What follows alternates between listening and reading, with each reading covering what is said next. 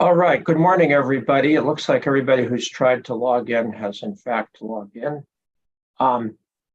Just close that. My name is Alan Lilly. I'm the presiding hearing officer of the State Water Resources Control Board's Administrative Hearings Office. Today is Wednesday, October 26, 2022. It's just after 9 a.m. This is the first day of the Administrative Hearings Office hearing in the proceeding that's pending before the AHO that was assigned to us by the State Water Board's Executive Director. And the proceeding is a referral from the Monterey County Superior Court in the case of City of Marina versus RMC Lonestar, case number 20 CV 001387. And that was the referral to the State Water Resources Control Board to prepare a report of referee on 8 listed questions. With me today from my staff assisting me, and as always, I greatly appreciate their assistance. We have Amy Blunk, Skylar Anderson, Kyle Woolridge, and Nicole Mullen. And we also, from the Office of Research Planning and Participation and Performance, we have Regina Graziano. And with that, I think I've gotten everybody from, and Natalie Stork has now joined as well, also from ORPP. So with that, I'll ask first for the appearances just of the attorneys, and then we can get to the witnesses as we proceed.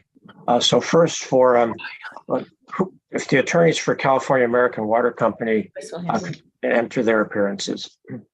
Yes, Bob Moore, Alan Mackins, representing Cal-Am. Good morning, Mr. Lilly. My name is Michael Betts, also from Alan Mackins, representing California American Water. Good morning, Mr. Lilly. David Osias of Alan Mackins, also on behalf of Cal-Am. Robert Donlin, Ellison Schneider on behalf of Cal-Am. Catherine Horning with California American Water. All right, so good morning to all of you. And next I'll ask for the appearances for the Marina Coast Water District, the attorney appearances. Good morning, Your Honor. Kyle Rochard, Richards, Watson, and Gershon for the Marina Coast Water District. Also on the line is James Markman for the Marina Coast Water District. Good morning, Your Honor. Howard Wilkins, Remy Moose Manley for Marina Coast Water District. Good morning, Your Honor. Christina Berglund, Remy Moose Manley from Marina Coast Water District. Good morning, Ruth Stoner Muzine, Friedman and Springwater, also from Marina Coast Water District. Okay, thank you. I love it when you call me Your Honor, but you don't need to. Mr. Lilly will be fine. I don't want any delusions of grandeur to start appearing in my mind, but thank you. All right, for City of Marina, which attorneys are appearing today? Good morning, Mr. Lilly. Skip Spalding, appearing for the City of Marina. I am with the Schartz's Freeze law firm. Good morning, Larissa Meisenheimer, also with Schartz's Freeze, appearing on behalf of the City of Marina. And good morning, Susie Orza, also with Schartz's Freeze on behalf of the City of Marina. Okay, we could not hear you well. I'm sorry. What is your name? We don't have a video for you. Susie Orza of Schartz's Freeze. Okay, and how do you spell your last name? O-R-Z-A. O-R-Z. Okay, Yeah. well, the reason I ask is Mr. Anderson or Mr. Woldridge will change the name in the tile, so we have your name there. It just helps us keep track of who's there. Oh, and Mr. Lilly, what we've done is the audio that you're seeing there is for all of us, and we're all in the same room, and to avoid feedback, it's going to come from that one. Ms. Orza does appear on a separate monitor on your screen. She's waving there. Thank you, Ms. Orza, and thank you, Ms. Meisenheimer, for your clarification. You're on, no offense, but you're on page 2, and that's why I didn't see you before. We're more than 25 today, so I can't fit everybody onto my one display, but thank you for that clarification. So we will leave the City of Marina audio feed as is, and then the videos with mute, if that works for all of you. That is good, and I appreciate your taking the measures to avoid feedback. Thank you. Okay. Do we have any other attorneys appearing for City of Marina? And then for, I guess it's RMC Pacific Materials now doing business as Cemex. Correct. Good morning, James Neudecker for RMC Pacific Materials. All right, and good morning, Mr. Neudecker. All right. And it looks like we may have some other attorneys appearing for other parties. Is there anybody else who would like to enter an appearance today?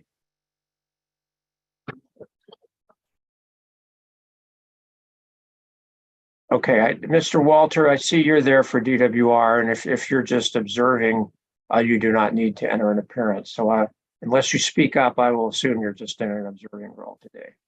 And let me see if there are any others that I've missed. Okay, who is, I see a face, and it's 575-571-8166. Can you please identify yourself? This is Michael Betts. I believe that's Mr. Durbin, who's testifying from abroad, and we're working through our technical issues. Mr. Durbin, is that you at 575? You can wave your hand. We can't hear you right now, but. Okay. All right. We will change that to Tim Durbin. I hope Tim is okay instead of Timothy. And hopefully, there you go. Thank you. My staff is really fast. And then hopefully by the time Mr. Durbin's ready to testify, we can get some audio for him. But thank you, Mr. Betts, for the clarification. Okay, let me just see. Okay, I do have 916-213-8637. Who, if you can tell us who you are, that would be it. I'd appreciate that. That's also, I believe that is also Mr. Durbin. He's got a audio and then he's got a phone that he's calling in on. Got it. And it's on mute right now. Okay, so I'll ask my staff if you can just put Tim Durbin audio for that tile. That would help me. Thank you, Mr. Betts. Just trying to keep track of who we've got here. Okay, and I think everybody else who is listed, who I've not covered yet, is a witness. Will be a witness, so we can cover all of you as we get to you, and certainly I'm glad to have you on board here, even if you're not going to be testifying immediately. So I think that covers all the appearances. I don't see, I guess, nobody ordered a court reporter, is that correct? So I'm not seeing any court reporter. Right. Hearing none, I am assuming there is no court reporter. Oh, Mr. Terry, go ahead. Sorry to interrupt. My name is Peter Leffler. I'm one of the witnesses, and I would just ask if we could change the name Tim Terry to Peter Leffler. That would be very helpful. Thank you. Thank you for letting us know. So if my staff will get that, Tim Terry will become Peter Leffler. Thank you. Mr. Lilly, you mentioned a court reporter. To answer the question, I believe, and we've got many parties here, as there is not a court reporter. I think it's based on the belief that the recorded transcription of this proceeding will be the official recording. But if not, there's a question, maybe during the break, we can, amongst the parties, get a court reporter. Thank you, Mr. Betts. Our hearing notice states that we consider this Zoom recording, video plus audio, to be our official recording of this proceeding. And we do not order a court reporter. It also states the parties at their own expense may, if they want to, order a court reporter for basically a backup transcript, but there's certainly no need to. And we prefer for the parties in briefs and for us in our proposed report of referee, we'll cite to the video plus audio recording by date, hour, minute, and second. We just do it that way because we always have that recording. And also then if there's a screen sharing with exhibits, they're usually up there and the record is usually clearer. So there's certainly no need for a court reporter. In some of our other proceedings, and I think in some of the earlier conferences in this proceeding, the parties had ordered a court reporter, and that's their option, but that's the only reason I was asking. It's not a requirement. So is that, I hope that answers your question, Mr. Betts. Is that? It does. Thank you. Yes, that will be the official record unless, again, somebody objects from one of the other parties, but that's our understanding as well. Thank you. Yeah. Okay. Thank you. All right. I think that takes care of preliminaries. I almost hate to ask, but I'm going to ask, did all the depositions get completed? All the depositions that were targeted to be completed before today, have those now been completed? Yes. Okay. Yes. Okay, good. Mr. Wilkins, go ahead. Your hand is up. We did complete the Leffler deposition this morning, right before this hearing started, and I do have a preliminary issue I'd like to raise relating to that once we get started, but I don't want to jump ahead. I think now is a good time. Go ahead. So you may have noticed we've uploaded, I believe, most, if not all, of the deposition transcripts for the depositions, including the ones on Monday. Some of them weren't received until yesterday evening by our offices. But we did take the continued deposition of Mr. Leffler this morning at 7:30 a.m. As a result, we do not have a deposition transcript for our cross today. And as a result, it will be difficult for us to do that cross today. What we would propose is to allow our cross to begin tomorrow and to allow us to upload a rough transcript if we need that for our cross examination. There's other reasons why we think it would be more efficient to begin tomorrow. As you may have noticed, there was a clawback letter that was received, and we've asked you to remove an exhibit from the AHO's proceedings. We aren't asking to resolve that issue. That will require us to go to the court rather than you on these issues, but it does affect our cross-examination strategy. And given that we only completed the deposition this morning, we don't have a transcript, and in order to efficiently cross-examine these witnesses, we would ask that our cross begin tomorrow morning so that we have time to prepare for that. We believe we are prejudiced if we're forced to go forward this afternoon with that, and I would let Mr. Spalding comment on this issue also before. Mr. Spalding, your hand was up. Go ahead. Yes, thank you. Mr. Lilly, I think that the technical experts for CalAm, MCWD, and Marina are at the heart of this referral proceeding, and it's essential for the AHO to get their best testimony and our best cross-examination.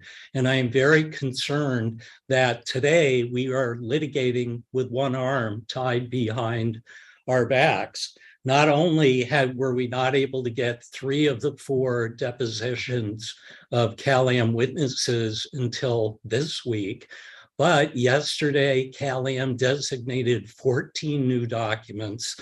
They sent a clawback letter for 70 plus documents that they now claim are privileged, some of which we were planning to use during the cross-examination. And we have the transcript problem, that we have one transcript that came in late last night. We don't have the Leffler transcript. So without going on for much longer, what I'd like to recommend, and I think it's a reasonable proposal, is that CalAm do their opening statement, put in their direct testimony, and then if we could adjourn till tomorrow morning, I think that would give us enough time to catch up on the documents, the testimony, and the transcripts. All right. Well, while we're on that, Mr. Spalding, I'll start with you. I understand. I'll certainly ask for CalAm's response at some point. Don't worry.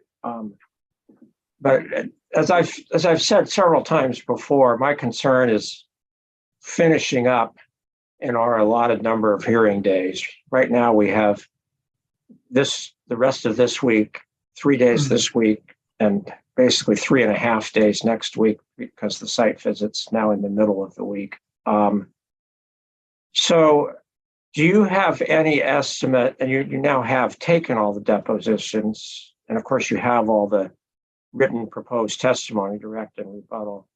So Mr. Spalding, I'll start with you and then I'll shift over to Mr. Wilkins. Do you have any time estimates for how long you think you're going to want for cross-examination of Cal-Am's witnesses, all four of them? I would estimate 2 to 3 hours. For you? Yes. Okay. Marina, yes. For Marina. No, Mr. Wilkins can speak for Marina Coast. All right, and Mr. Wilkins, same question. I'll assume you're going to take the lead for Marina Coast cross-ex. How many hours do you estimate for cross-ex of Cal-Am's witnesses? We are dividing up the cross-examination. However, Well, that's fine. I just assume you could be the spokesperson for Marina Coast on this.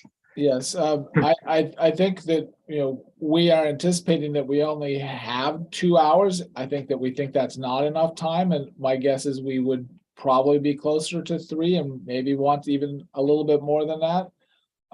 But some of it will depend on what we do with conferring with our experts and also conferring with the city. We don't want to cover the same ground with the city in terms of our cross-examination. So we are going to confer with them. So hopefully we don't have the same questions for both of us, that you don't want to hear it twice. And that's one of the reasons we need a little extra time to coordinate. Is we do want to coordinate so that we're not asking the same questions, although we do have slightly different theories and issues in the case. Nonetheless, we believe our positions are consistent, and we do want to make sure that we're not wasting your time by asking the same questions from each side. So I would say 3 to 4 hours, if that makes sense. Mr. Brochard may have something to add there. I don't know if he has more thoughts on this. We haven't actually. We're assuming we only have 2 is what the bottom line is. Good. Well, stick with that assumption for now. Mr. Brochard, do you want to add anything? I think Mr. Wilkins said it very well. We're going to try and do it as efficiently as possible. Based on how the depositions went, very pessimistic about being able to do anything in 2 hours. But I think having the deposition transcripts and being able to go through those would be very helpful. We can just reference them to kind of speed things along. Okay, well, and I said it during one of our recent conferences. I don't think this is going to be the last time we hear from Cal-Am's witnesses. I'm pretty sure it's not.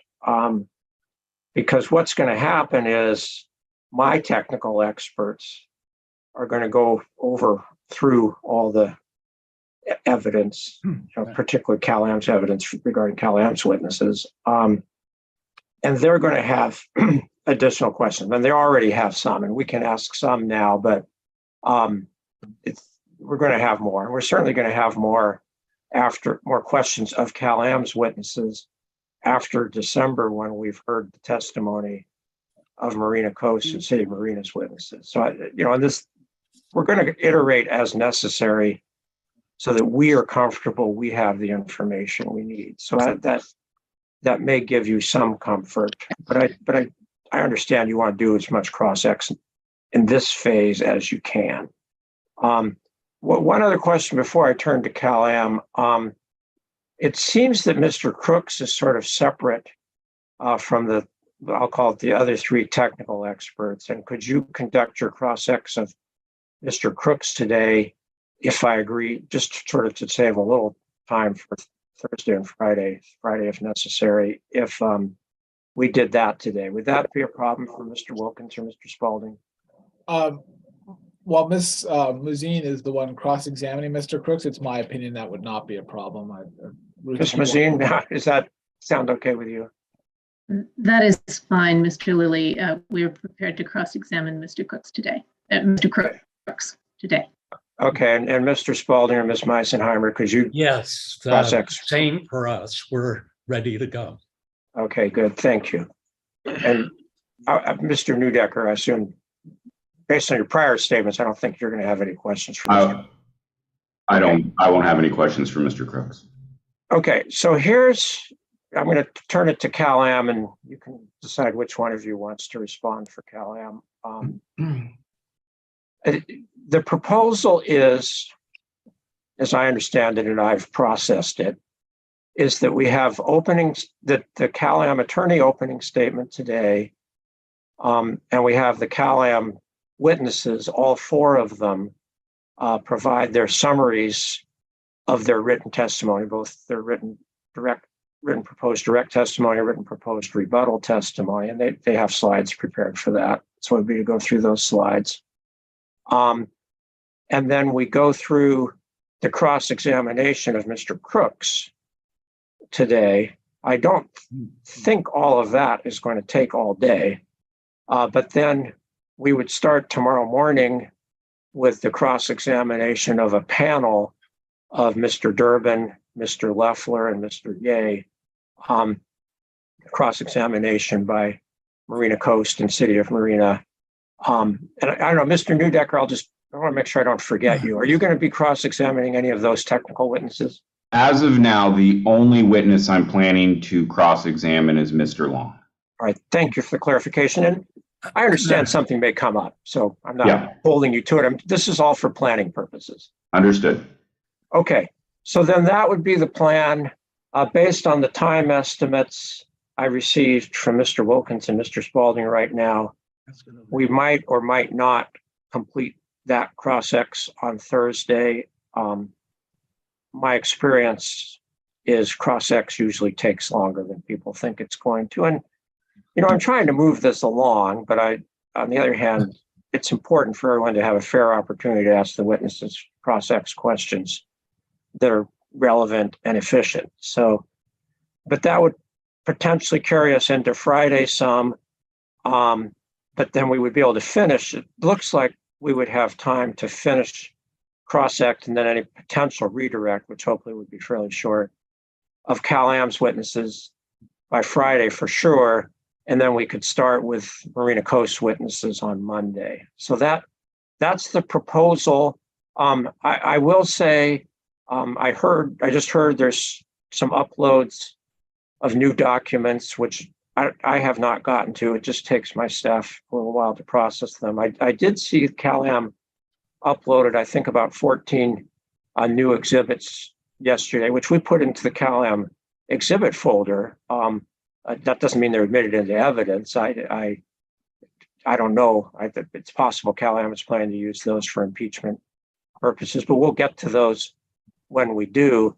But beyond that, it sounds like there were a couple of other emails, and maybe I haven't been doing litigation as long as I thought, but I don't even know what a clawback letter is, but I'll read it when I receive it. So here's what I'm proposing is we go ahead now with opening statements. We take a break this morning. I'll look over all that email that's come in, and then we can talk about that. And then we proceed after the break with the summaries of CalAm's witnesses. And that will probably take us at least through lunch, maybe even a little longer. And then we do the cross-ex of Mr. Crooks. Then we start the cross-ex of the others tomorrow morning. So that's sort of the tentative proposal out there now. Does anybody from CalAm want to respond to that? Yes, Mr. Lee, Bob Moore here for CalAm. I would like to. And okay. I understand that sometimes lawyers get to the courtroom and they forget their books and they've got to go back and go home. What I heard, it doesn't sound like they came prepared today. They don't even know exactly with the cross-examination who's going to do it. Now, I don't mind continuing a day, but it's really unfair to us to make the opening statement and do the things we're going to do to prove our case and have them 24 hours to take a look at it and really analyze what it is and come back at us the next day. If they're going to want a continuance, then that's fine. We need a continuance because I do not want to do the work that we're going to do and just have it sitting out there for cross-examination. It really puts that as a great disadvantage and unfair. All right. So, Mr. Moore, I disagree, and I'm going to go forward as I've planned. This isn't really supposed to be a game. This is supposed to be getting all the evidence out. And frankly, and I haven't been involved in all your attorney discussions, and I certainly don't want to be involved in all of them. But my impression from my point of view is that the primary reason that Marina Coast and City of Marina are asking for the short delay from this afternoon till tomorrow is that they were not able to conduct or complete the depositions until recently.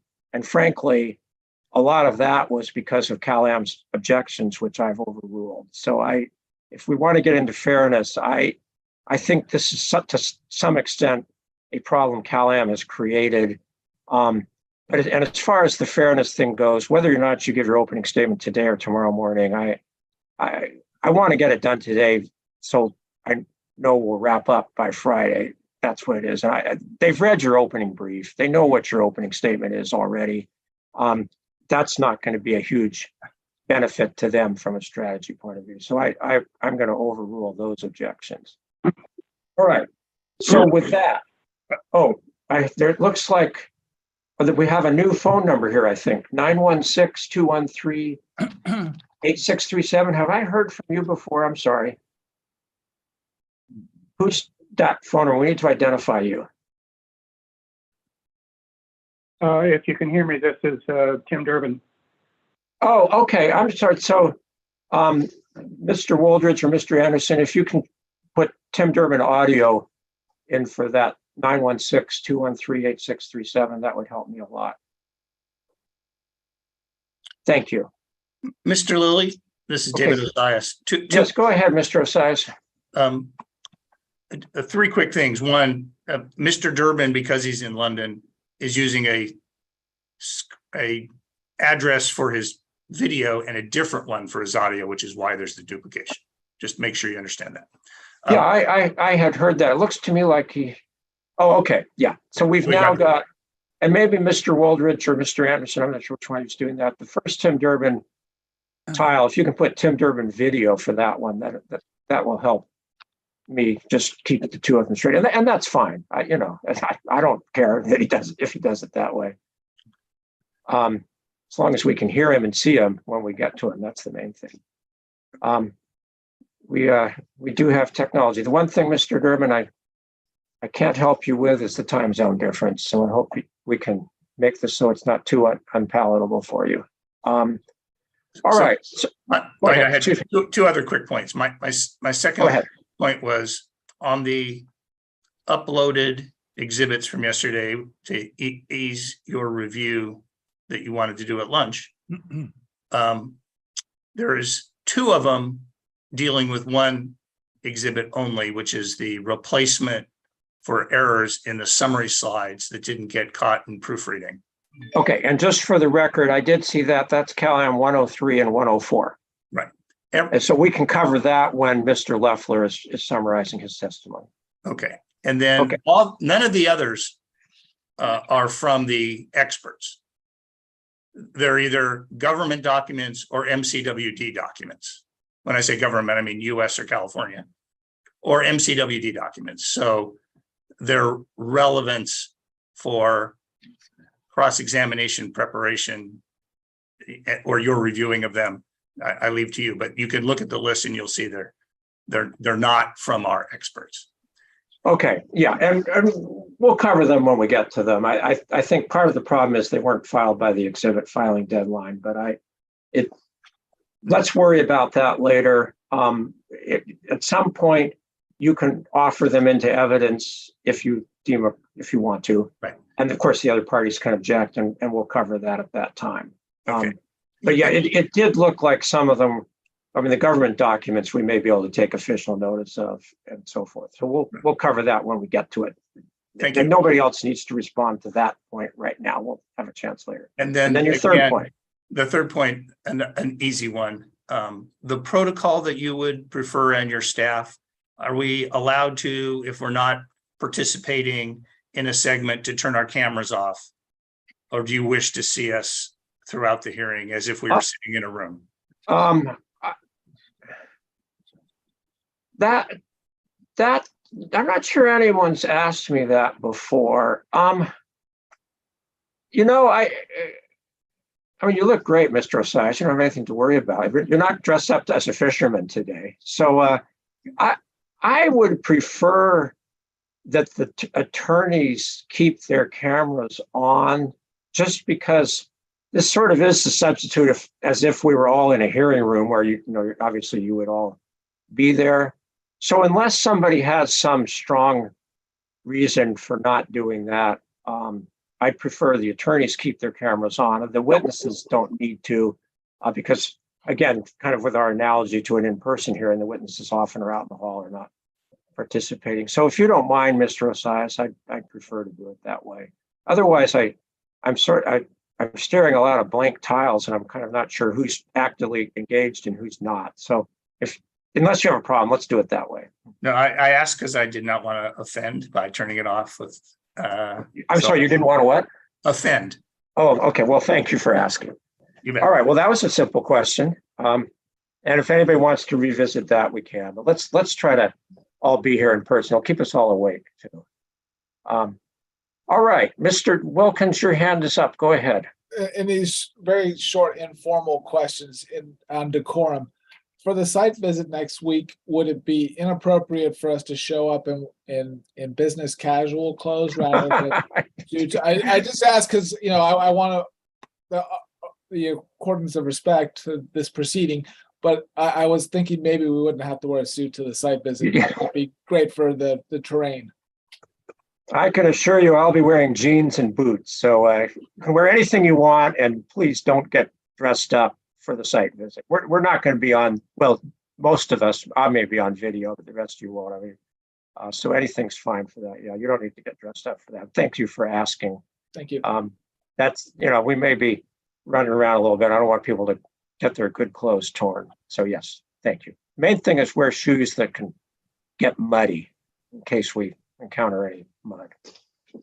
All right, I think we're ready to go. So that's my plan.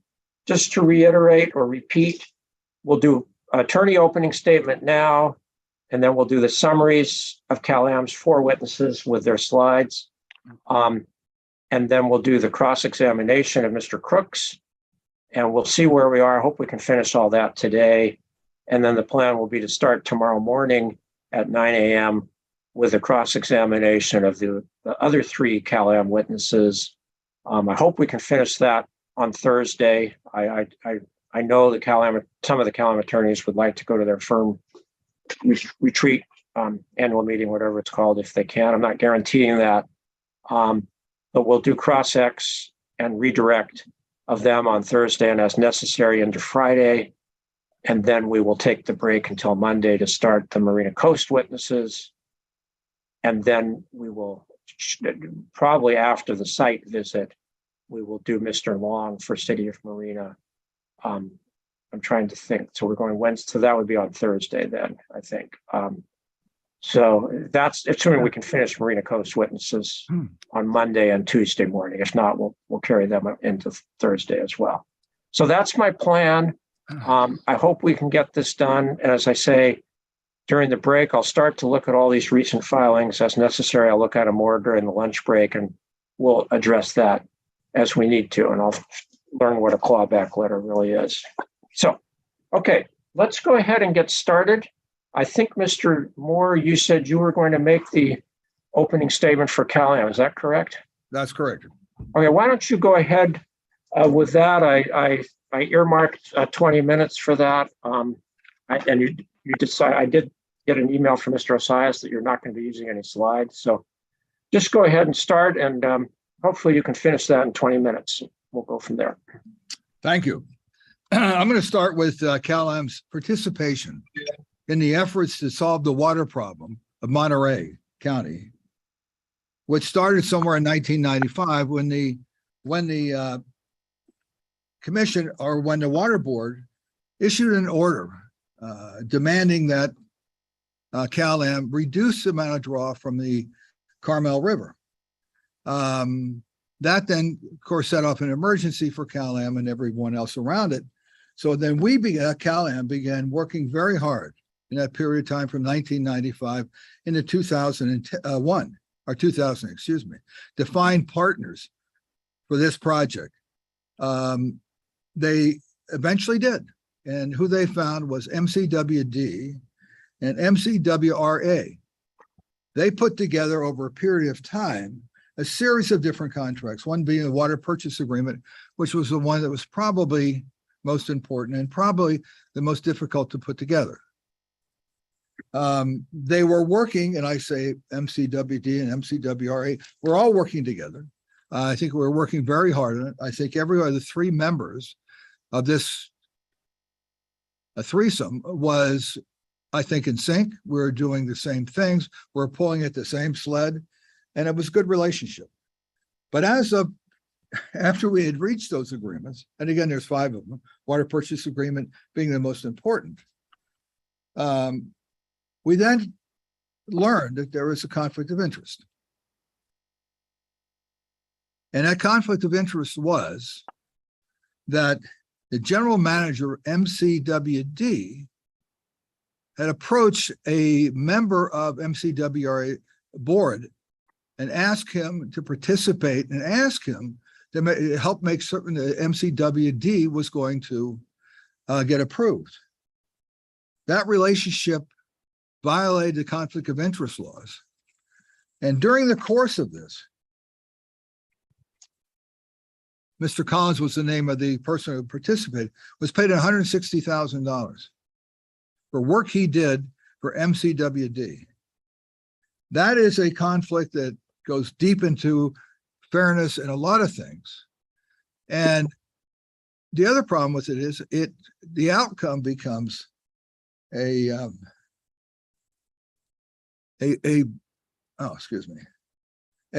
finding by the court or finding by someone else that the contracts are void ab initio.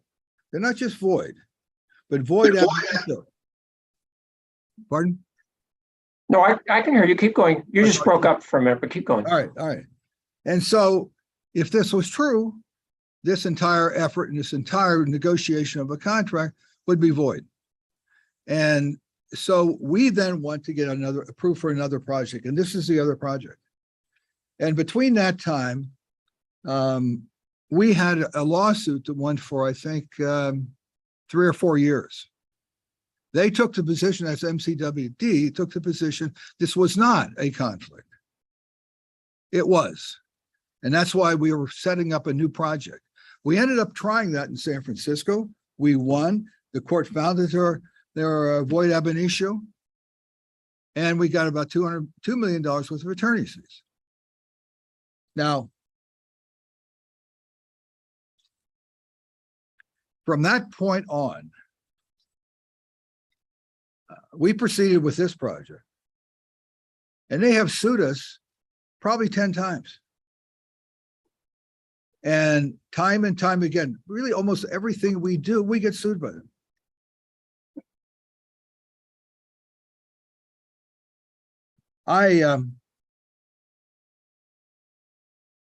It has been, in fact, I'll go back for a second. I don't think we've been sued. The project hasn't been sued. Cal-Am has been sued time and time again, which now we're at, what's the date? We are 17 years beyond when that original order came down for the water board. PUC said in 2017, I believe, this project has to move quickly. And to me, every time a case is thrown up and there's no value to the case, they can be rejected. We have tried, we haven't gotten this rejected. So now we're looking at a case, and I think it is important to us for you to understand that the evidence that's coming out of this and the effort to somehow destroy this. And again, I go back, it's not the project they're really looking at, because every single thing we do in the project, they criticize.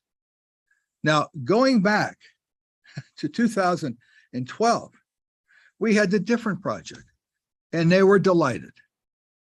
That different project was almost entirely the same as this project, in the same same location.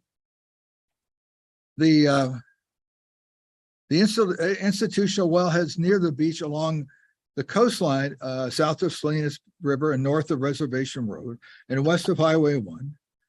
In that project, it also involved extracting seawater and seawater intruded groundwater with TDS levels, approximately equal to saltwater. The same issues. And finally, the one difference that we noticed, and I'm sure they will notice, is that the RDP involved vertical rather than slant walls. But in the meantime, we realized we got more information and we found out that slant walls were superior because they are more environmentally not damaging. So we go on and on and on with this. And now we're sitting in the same position we did 17 years ago. But not we're sitting there, Monterey is sitting there. And it's frustrating my clients. But excuse me, Mr. Moore, what was 17 years ago was 2005. What was in 2005? I'm sorry, I guess 27 years, in 1995. Okay, 27 years. Sorry, okay. Yeah. My math is dropped off over the years. I apologize. We've all been busy. That's fine. I just want to make sure I understood. Yeah. But you're talking about since 1995, and I am familiar with the State Water Board's 1995 order. Yeah. Go ahead. Okay. All right, thanks. So we look at what we get, and I think that Pete Leffler did a great job. He took the questions asked by the court, he analyzed them, he researched them, and he presented what his interpretation was.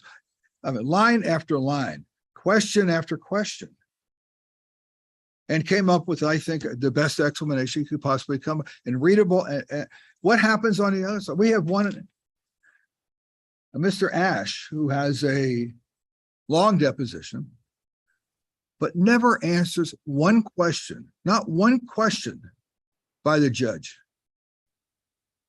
It's like we're sitting here because we're a target and we have to answer these questions, but not a single one of them. The other three experts that they put up frequently, and the questions being asked, don't answer it, don't attempt to answer it, don't attempt to explain why they're not answering it. It's just there. Now, I know this all goes into a trial, what happens from here on, but it is to us frustrating to know the effort we've made and we get that kind of resistance that they have offered us. And these are questions, as we pointed out a number of times, that have been answered before, answered by the PUC, answered by the Water Board. I mean, all answered by the Supreme Court. They've been offered before, they've been approved before. Now we're doing it again in a situation that really has nothing to do with the overall project. I mean, the idea isn't, and I said this the other day, and I apologize for repeating myself, but it's not a viability of this project that we're dealing with. And that's what they're trying to do. I don't know where they think they're going to get with it, but it still is something that I think is troublesome, certainly to us. Let me, one of the things I believe, and I'd like to, unfortunately, I can't point them out by testimony or by what happens in the past. But looking through the answers by their witnesses, there are, if you count some, assuming they are what they put on paper may have some value, and they may. I don't always know that. But assuming they do have something, they don't bring it out, and they do not tell us. And if it's a partial question answer, they don't tell us that either. I mean, you go through these different approaches, and I think they're constantly trying to hide the ball in all this. One second. I know I'm not asking you anything more. We will end up trying this. We will spend a lot of time, I think, going through the value of their answers, the comparison, the value of their answers with our experts. But I think in starting out, I think we need to tell you that we don't think there's anything there, and not because there's any other. We fought this battle so many different times and won it so many different times. And all they do is sue us from back in 2012. Because they were thrown out of a project for committing a violation of the law. The other guy went to prison or jail, maybe not. So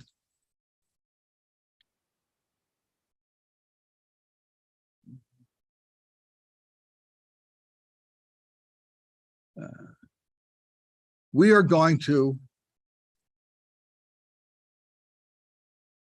demonstrate not only the answer to the questions being posed, but also a series of questions that we've answered many times that leads to the same conclusion. And through Mr. Leffler and the other witnesses, they will testify, and they will be convincingly testify that the real, if you're talking about the basis and the arguments that they're raising,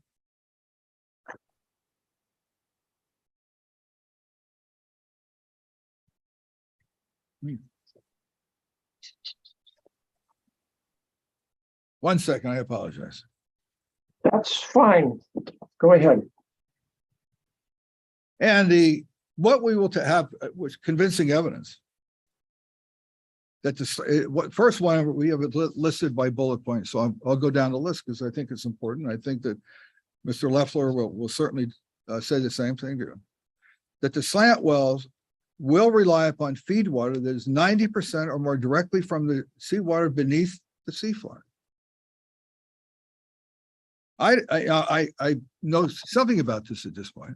I do not know how there's an argument against it, but I can tell you every one of their experts thinks there is. The next one is a portion of the feed water that is not directly from beneath the ocean is of poor quality, saline to brackish, not usable, or used by anyone that's existing seawater seawater intruded condition. I see a lot of criticism. I don't know that they're going to criticize that opinion. I don't think so. The slant wells will be screened in the dune sand aquifer and at 180-foot aquifer only. Now, I saw the experts, I guess, say that they're criticizing. I'm not sure they can. I'm not sure they know enough about this.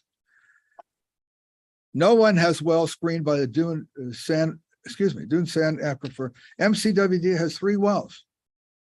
Next one, partially screened into the 180-foot aquifer, 4.25 to 4.7 miles distance, and separated by a large area of poor quality water caused by historic seawater intrusion. MCWA has several wells screened in the 400-foot aquifer and the deep aquifer. The slant wells will not access water in those aquifers. These MCWD wells are separated from the slant wells by thick aquatards and distance. The slant wells capture zones do not intersect with any capture zones for MCWD wells. One final point, and that is, I think we've been arguing this many times. Predicting the future in this right now is, we think we know what it's going to be. They, I guess, think they know what it's going to be. This future is 3 or 4 years away. This project is not going anywhere right now because we're sitting in this proceeding. And so, to the extent that we're in a lawsuit over something that won't happen for 4 or 5 years, and given some of the courts maybe never happen, what in the world are we doing here? There hasn't been any harm. We say there won't. The PUC says there won't. Water Board said there won't be. And what happens, each and every one of them, I think, also backs it up by saying there's also a water return agreement, which means if we do hurt anyone, it's our responsibility to go back and fill that up with fresh waters. If we do have some of the catastrophic things they think are going to happen, it's in place. What more, I guess, do they want?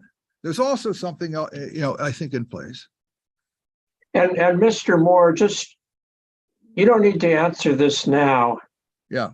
But make a note of this, and I'm sure your colleagues will make a note of this too.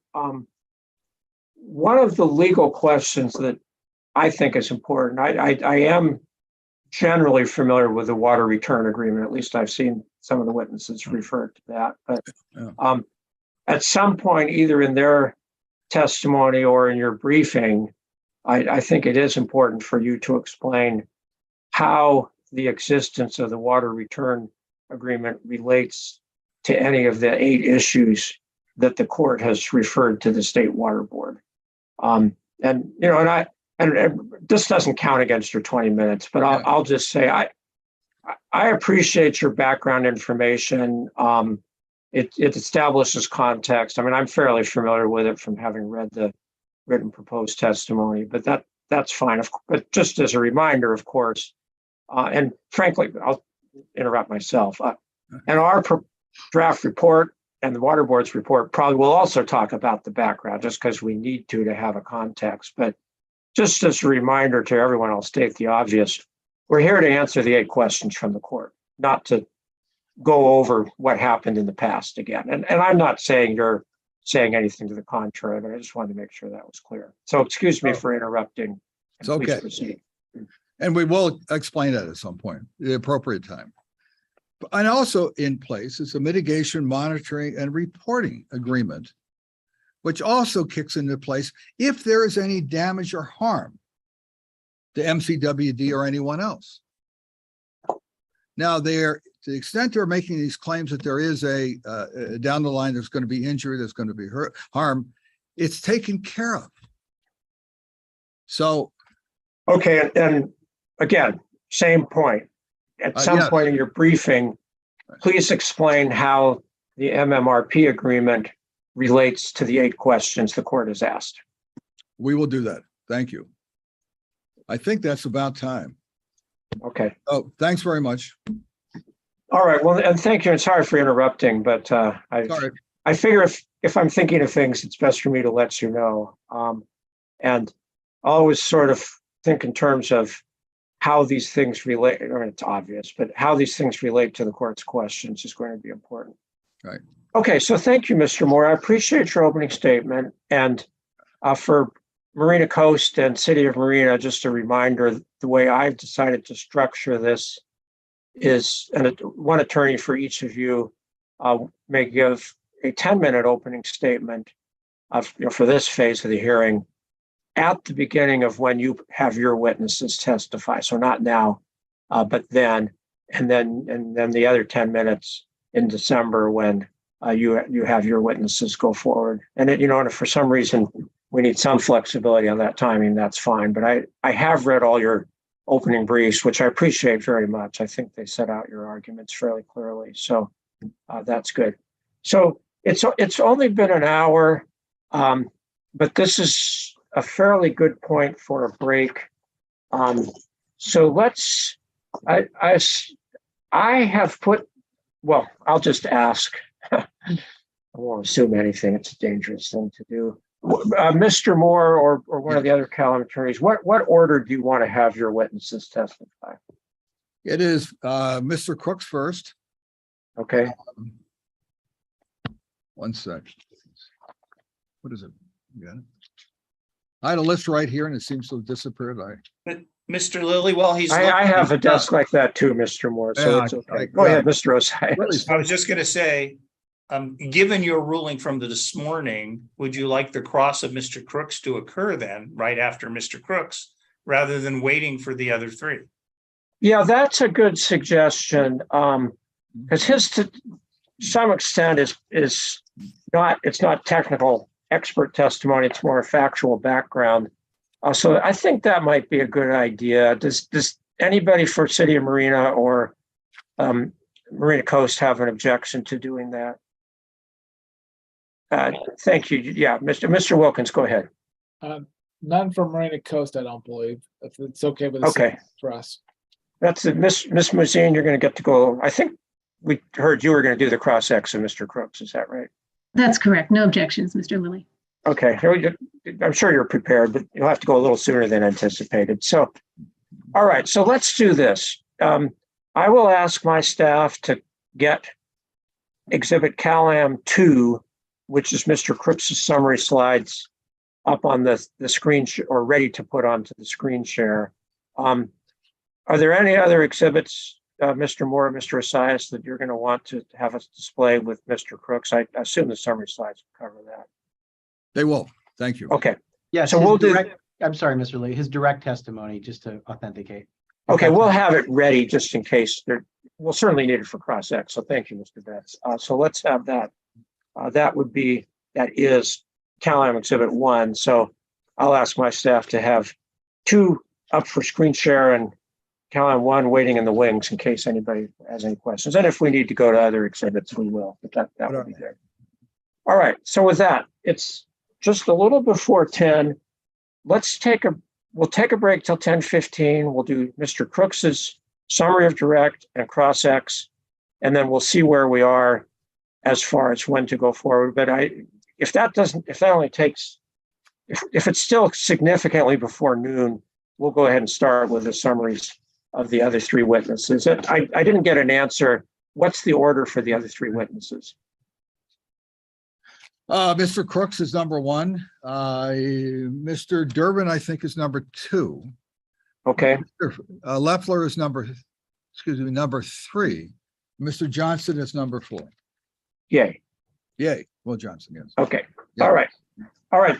That'll be good. So we'll take a break till 10:15 a.m. and we'll come back then. It's the easiest thing to do with breaks is don't log off because you may have trouble logging back on, but you can just go on mute and turn your camera off and we'll come back at 10:15. Thanks.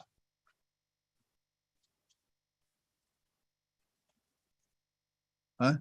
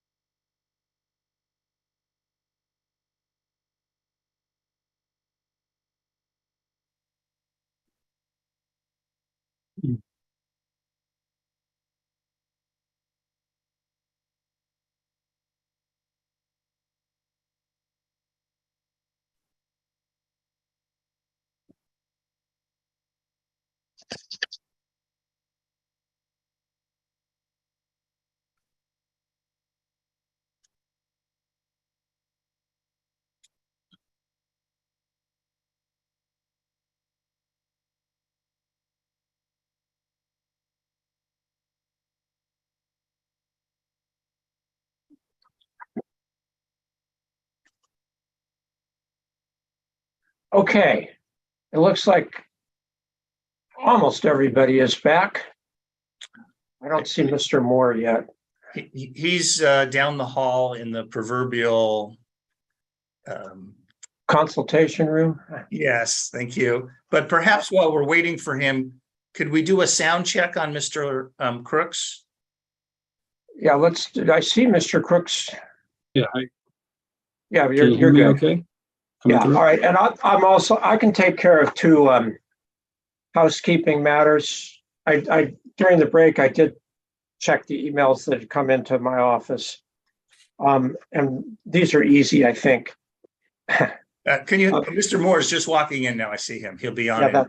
Yeah, that's fine. Good. So the transcripts of the Johnson Ye depositions, day 1 and day 2, were uploaded to the City of Marina's FTP folder. Thank you.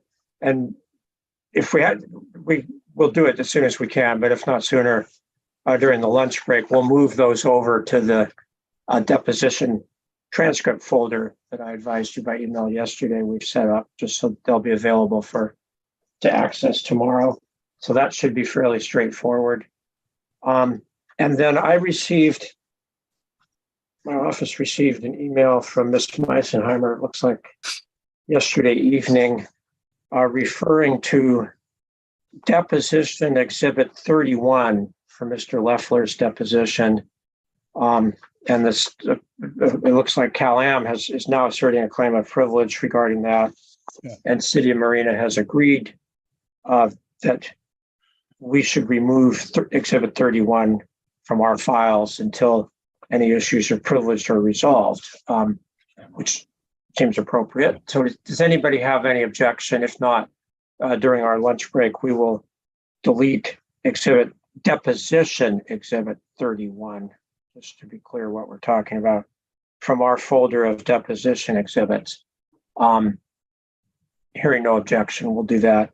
And then just as a reminder, unless anybody advises me of some authority, I don't think I have, any issue regarding the privilege claims regarding that applied to that document, I think you will have to bring to the attention of the court and ask the court to rule on. I don't think I have the authority to rule on that. So hearing no response, I'll assume that's correct. So those two housekeeping matters we will take care of. And then, as I say, any follow-up on deposition exhibit 31, any interested party will have to file the appropriate motion in the court for that. Okay, so with that, we will shortly screen share exhibit Cal-Am 2. I see Mr. Crooks, you are present. So if you can please raise your right hand. Just move it over a little bit so you're in the camera. Yeah. Do you swear or affirm under penalty of perjury that the testimony you will be giving in this proceeding will be the truth, the whole truth, and nothing but the truth? I do. All right. And please state your name and spell your last name for the record. Yes, it's Ian Crooks. Last name is Crooks. And Mr. Crooks, this is a totally irrelevant curiosity question, but I worked many years ago with Bill Crooks, who was the executive director of the Regional Water Quality Control Board here in Sacramento. And I'm just curious, are you related in any way to Bill Crooks? I am not. Okay. All right. Well, I guess it's a fairly common name, but I was just curious and wanted to know. Certainly irrelevant to our present proceedings. Okay. So actually, I will start up and ask Ms. Mullen to display exhibit Cal-Am 1 to start with. If you can screen share that for us. And Mr. Crooks, if you can also just, I'm sure you're familiar with it, but just make sure you have exhibit Cal-Am 1. And we'll just screen down a little bit so Mr. Crooks can see the title of this. Good. All right, thank you. So, Mr. Crooks, is this in fact it was written, but is this going to be your testimony for this proceeding? It is. I'm going to try to say that more accurately. Is Exhibit CalAm 1 your testimony for this proceeding? It is, yes. All right, and then we will, Ms. Mullen, if you can take down Exhibit CalAm 1 and put up Exhibit CalAm 2. And this exhibit has the summary slides. And with that, Mr. Osias, are you going to ask the questions for Mr. Crooks? No, Mr. Moore is. All right, Mr. Moore, you may proceed. Thank you. All right, thank you. And I'm just going to sort of keep track of time here. It's 10:21, but please go ahead. Okay. Mr. Crooks, I think we've talked about this, but you already give now a summary of what you have on your slide in this document. And you can do it a couple ways. If you have the memory, you can just go from paragraph to paragraph. If not, we'll put the slides up, or if not, we'll show you the document any way you'd like to. But we can't ask you questions during this time very much, maybe a little. But and I know it's difficult to remember everything, so that probably doesn't work great for you. But anyway, if you want to start and tell us what you need to see, if anything. Yeah, let's just put up let's just shift to slide 2, and I think Mr. Crooks can start. And Mr. Moore, you can jump in if you think you need to, but this usually goes fairly fast. I know with this, he's our first witness for this proceeding, and some of you haven't had proceedings before me before. But Mr. Crooks, just please proceed with your summary and just let us know when you want us to advance the slides, and we'll go to the next slide. Okay, we'll do. A brief introduction. Again, my name is Ian Crooks. I'm the Vice President of Engineering for California American Water. We serve the Monterey Peninsula, about 100,000 customers. And as many folks know, Monterey Peninsula receives variable rainfall, sometimes very dry, sometimes very wet. Next slide.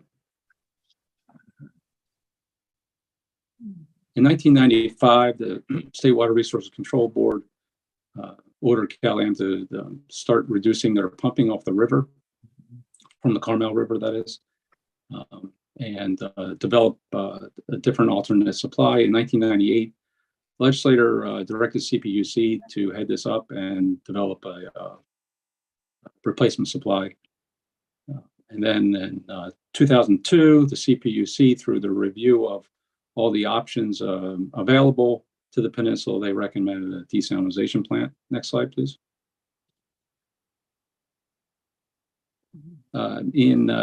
As that was developed after the direction of a desalination plant, some options were developed over the course of time, and the regional desalination project came out as the one that was ultimately approved by the CPUC in 2010. It was the partnership with the Marina Coast Water District, who would own the desal plant, Monterey County Water Resource Agency would own the wells, and CalAm would build transportation facilities to take their portion of the water down to their service area.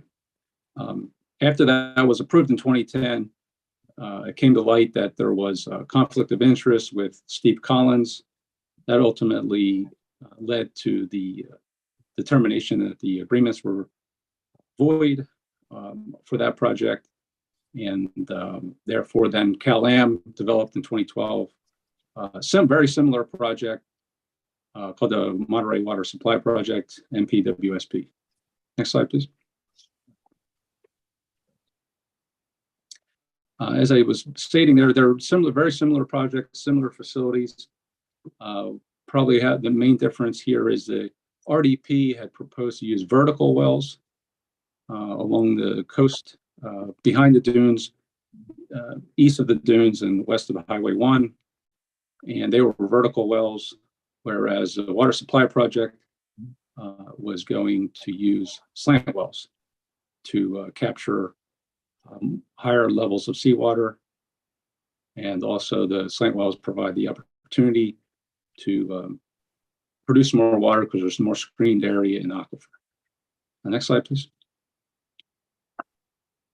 And a part of the development of the water supply project, there was a hydrogeologic working group, whom everyone on this proceeding is familiar with. They're representative of the technical folks that are also witnesses here. And that group was brought together to really evaluate all the groundwater modeling and data available to develop the water supply project in the slant walls.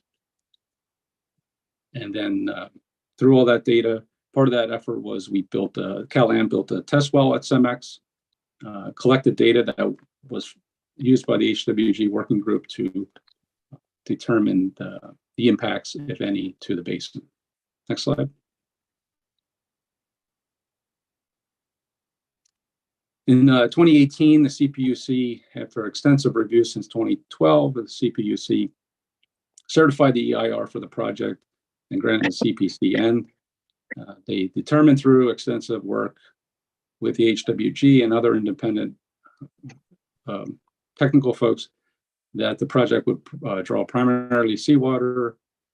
They touched around the developed water doctrine on water rights, and the CPUC validated the groundwater impacts as shown in the EIR, and that in the end that the project would not likely cause harm or injury to existing groundwater users. And then part of that project to backstop that would be the mitigation and monitoring program. That's part of the EIR, that is to monitor that work and develop a response plan or a mitigation if something did harm a groundwater user. That's extensive MMRP outlined in the EIR. And that's in cooperation with the Monterey County Water Resource Agency to run that program. Next slide. I think that's your last slide. Yeah. So, yep, should be, yep.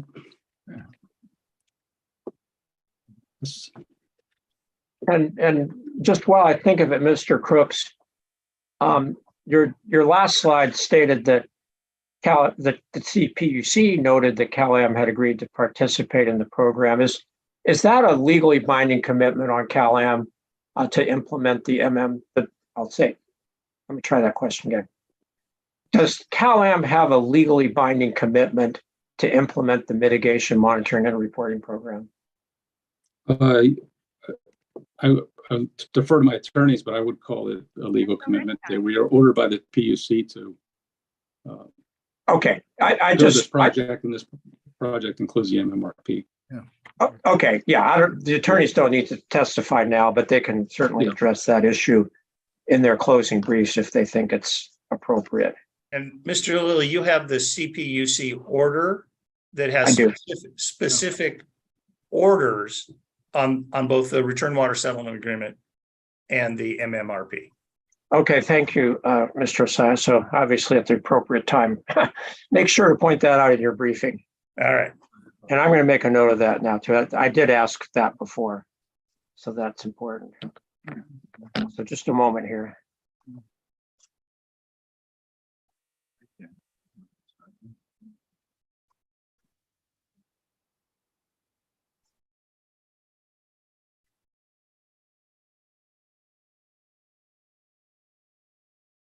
Okay, so Mr. Moore, does that complete Mr. Crooks's direct testimony for this proceeding? I think so, Mr. Lilly. I would like to ask him one more question, though, if I can. Okay, go ahead. Go ahead, as long as it's within the scope of his. Right. He didn't submit a rebuttal, so it's just within the scope of his direct testimony. Go ahead. Yeah, we have at the bottom a hydrogeological working group. You say HWG's work was extensively peer-reviewed by several independent experts. Do you know who those independent experts were and how many? Let's, while he's doing that, Ms. Mullen, please go back one slide. Yeah, I'm sorry. Slide 6. Okay, it's the last bullet point is what we're talking about. So go ahead and answer if you can who those experts were. Yes, hydrogeologic working group was made up representatives for Cal-Am. That was Pete Leffler. The representatives for the Monterey County Farm Bureau and the Salinas Valley Water Coalition. I believe the Monterey County Farm Bureau was represented by Tim Durbin, and the Salinas Valley Water Coalition was represented by Martin Feeney. And then the CPUC, and also, I'm sorry, CalAm also had a representative, Dennis Williams. And then as part of the group, we had also other technical experts from independent experts for the PUC who had environmental science associates, or ESA, and Hydro Focus, and a few other consultants. Okay, so Mr. Moore, does that complete your direct? It does, Mr. Lee. All right, so let's go ahead with cross-examination. We'll start with Ms. Muzine, and Ms. Muzine, you may proceed and just let us know if you want us to post. We'll leave the summary slide file up, CalAm Exhibit 2, but let us know if you want to post any other exhibits. Mr. Lee, I have one question before we start cross-examination.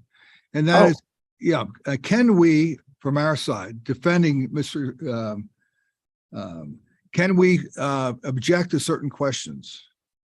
Yes, and that's a good question. It's a little tricky to do in this Zoom format, but we're used to it. So I'll ask Mr. Crooks and all the other witnesses who are listening, try to remember this too.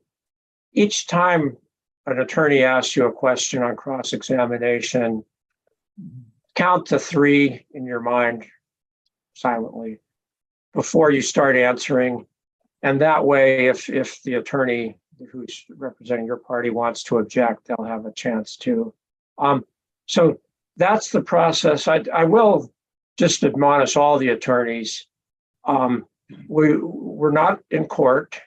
The water board, my hearings normally are subject to Government Code 11513, which, to paraphrase, says any relevant evidence normally is admissible. That's not exactly what it says, but more or less, subject to a few exceptions. So it does say we don't follow the technical rules of evidence. So I ask that you limit your objections to things that you think are really important. Certainly any claims of privilege. And if there are any other objections that you really think you need to make to state for the record, that's fine. But otherwise, let's try to just let this be more free flowing. This is informal. Technically, we're not even a water board hearing here. We're just an informal investigation to prepare a report of referee. So I'm not even sure those rules apply. But anyway, that's my admonition, but subject to that, objections, you can make them if you think you need to. But I've sort of told you where I'm coming from on objections. All right, so with that. I have one question if I Go ahead, Mr. Crooks.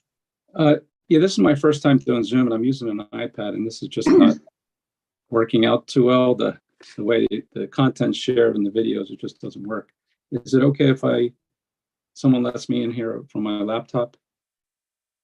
Yeah, if you want to use your laptop, we're sort of on the honor system here, Mr. Crooks, and I have no reason to think that's going to be a problem. But if you want to use your laptop to separately pull up your exhibits that people are asking you about, that's fine. I think is that what you're getting at here? Well, it's. And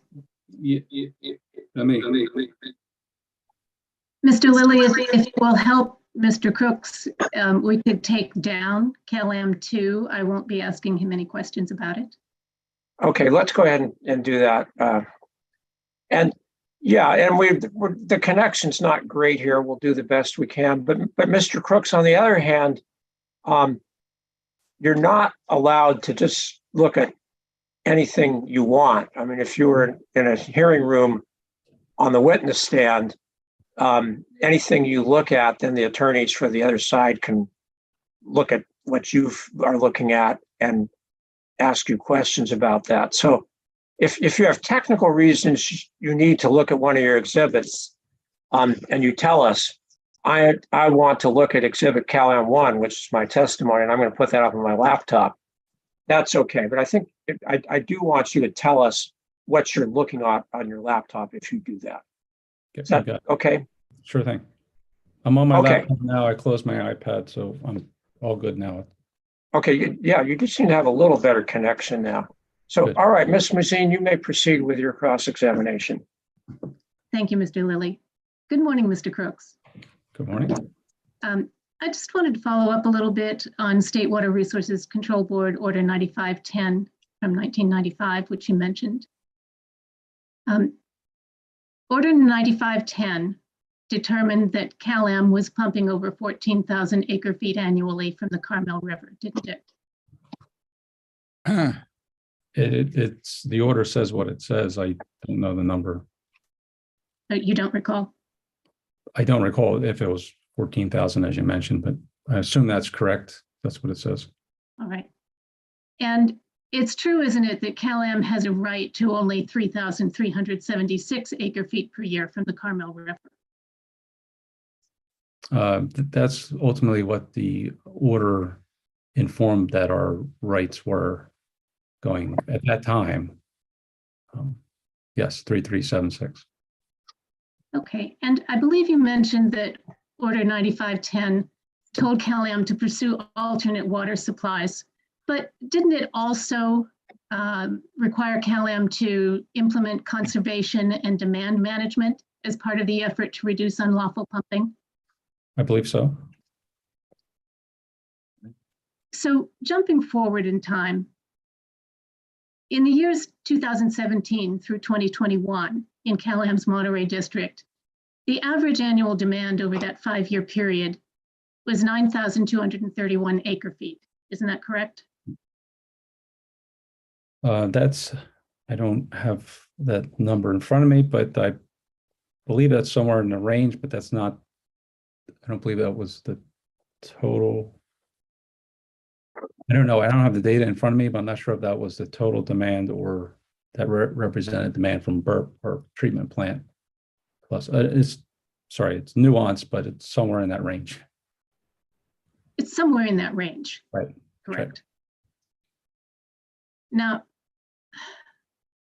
if the staff could pull up Mr. Crook's deposition exhibit 65 at this time, that would be helpful. Hey, Tim. Okay, just give us a moment. We'll go to the deposition folder and get Depo Exhibit 65. And screen share it when we've got it.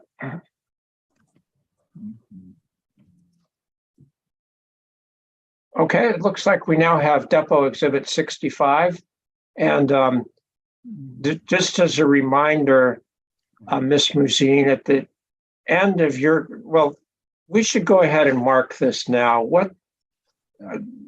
I want to make sure we have a clear record of what this is. If you're going to ask him questions about this, I want to mark this as an MCWD exhibit. Mr. Anderson, do you know where we are in the MCD exhibit numbering sequence? Let me check real quick. Yeah. I don't want to misspeak, but if Mr. Wilkins or Ms. Berglund are aware of the correct number, I invite them to jump in. Yeah. Well, one of us can get it here pretty quick. Thank you. I believe it may be 103, but somebody may want to confirm. Okay, subject to check 103. All right, just a minute. We'll see. We're all rushing to get it. We'll get it here. So did I hear Depo transcript as the exhibit? I apologize. Yeah, what I want to mark this as since it's Ms. Mazine asking the questions, I want to mark this as an MCWD exhibit. So it goes into our record. Yeah. So what's on the screen is not a deposition transcript. That's going to be my. It's a deposition exhibit. I thank you. Well, we don't have it. Okay. We haven't gotten it yet. And we're going to mention it this morning. I didn't know we were going to come up, but we right now don't have that transcript. And we can't. No, wait. Everybody stop, calm down. Right. First of all, Depot Exhibit 65 will be marked as Exhibit MCWD 103. The depot, we did post these deposition exhibits in a folder last night or yesterday afternoon, and I sent you all an email saying that we had done that, and they were all accessible as of then. So, and of course, the attorneys who participate in the depositions saw them before anyway. So you have had access before to Depot Exhibit 65. I'm just marking it as Exhibit MCWD 103 because I suspect Ms. Muzine at the end of this is going to want to offer it into evidence or parts of it. And with that, impeachment may proceed. Ms. Muzine, tell us what page you want to go to and ask your questions of Mr. Crooks. Can I stop for just a second more? My Exhibit 65 is like 10 pages. It's not a deposition transcript. No, these are not transcripts. The deposition exhibits are a separate folder from deposition transcripts. Okay. Is she asking, are we being asked to look at exhibit number 65? Is that it? Yeah. Can you see it on the screen, Mr. Moore? It's up there now. Yeah, I can see it on the screen. Yeah, this was marked previously during the depositions as deposition exhibit 65. Okay. I just identified it today as exhibit MCWD 103. All right, so Ms. Muzine, tell us which page you want us to scroll to, and we'll go from there and you may ask your questions. Yes, I'd like to direct everyone's testimony to the question and answer numbered 6, which I believe may be page 5 of this PDF. I think we'll see as we get there. Okay, we'll scroll down to page 5 and see where we are. Okay, and you want question 6 and answer 6? Absolutely perfect. Okay, so we'll scroll down just a little bit, Ms. Mullen. So line 6 is at the top of the display. Okay, we're there. Go ahead, Ms. Muzine, ask your question.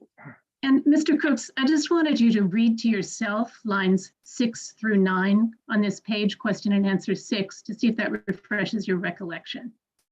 Okay, let's just first ask a background question. First of all, Mr. Crooks, are you familiar with this exhibit? It appears to be supplemental testimony you gave before the PUC. It is, yes. Okay, so with that now, please, if you can follow Ms. Muzine's request to look at lines 6 through 9 and see if you're familiar with that, and then let us know when you've read those.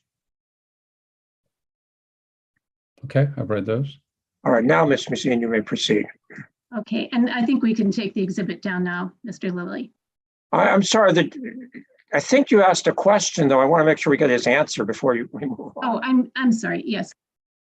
Is it correct that 9,231 acre feet is the 5-year average annual demand for the years 2017 through 2021 in Cal-Am's Monterey District?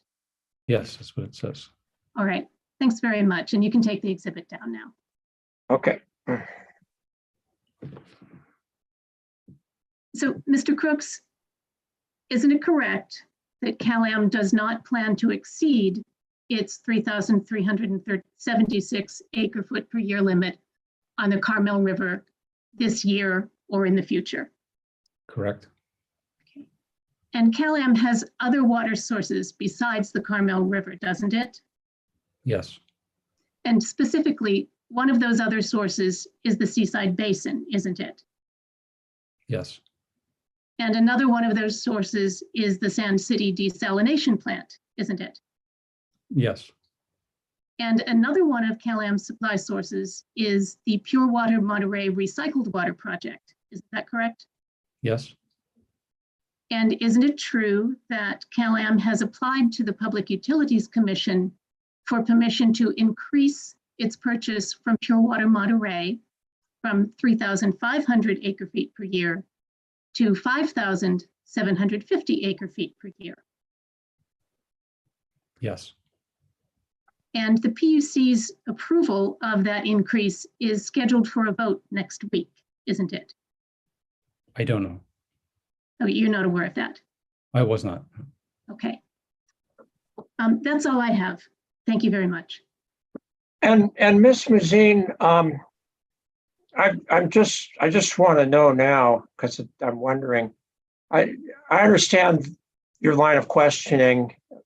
It's very clear. and Mr. Crook's answers were very clear, and I understand this for context, but does this relate to any of the questions that the court has asked the State Water Board to answer? Your Honor, I don't believe that it does. And we don't generally believe Mr. Crook's testimony is relevant to that. It's background information, as you mentioned. And the fact that we don't cross-examine on everything doesn't mean we agree with everything else Mr. Crook said. We just thought that this was one item that was important to explore for this proceeding. Okay, thank you. I just wanted that clarification to make sure I wasn't missing anything. And I am, rather than getting into a whole bunch of objections on what's relevant and what's not, it's fine to have it come in. I just wanted to understand the context of why you were asking that. All right, well, thank you, Ms. Mugine. So does City of Marina have any cross-examination questions for Mr. Crooks? Yes, we do, Mr. Lilly. All right, go ahead, Mr. Spalding. All right, thank you. Good morning, Mr. Crooks. As you know, I am Skip Spalding, and I represent the City of Marina, and I have a couple of quick background questions. Is it true that you are currently the Vice President of Engineering of Callium Water Company? Correct. And did you begin work with Callium in 2013? Yes, I did. All right, I would like to move to the slide deck, Exhibit 2, and go to slide 2. Okay, Ms. Mullen, please post Exhibit Callium 2, page 2.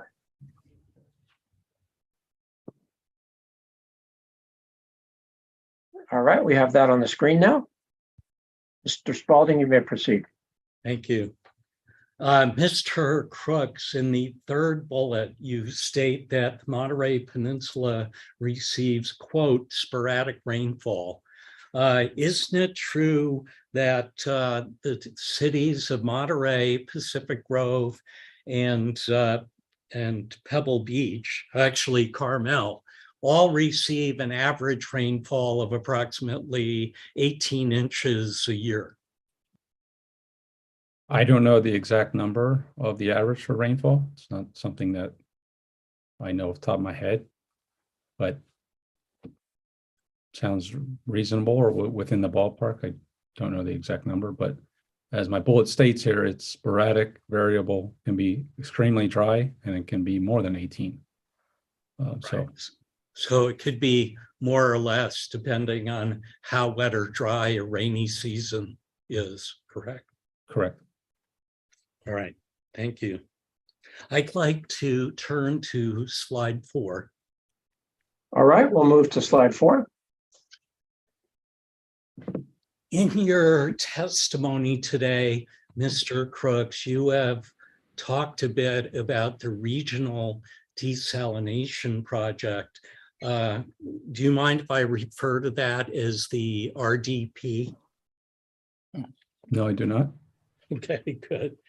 It's your testimony, is it not, that in December 2010, the PUC approved the RDP? Yes. When you mentioned at the top of the slide that the subject is the failure of the RDP, when did the RDP fail? It was never proceeded after the conflict of interest in 2011.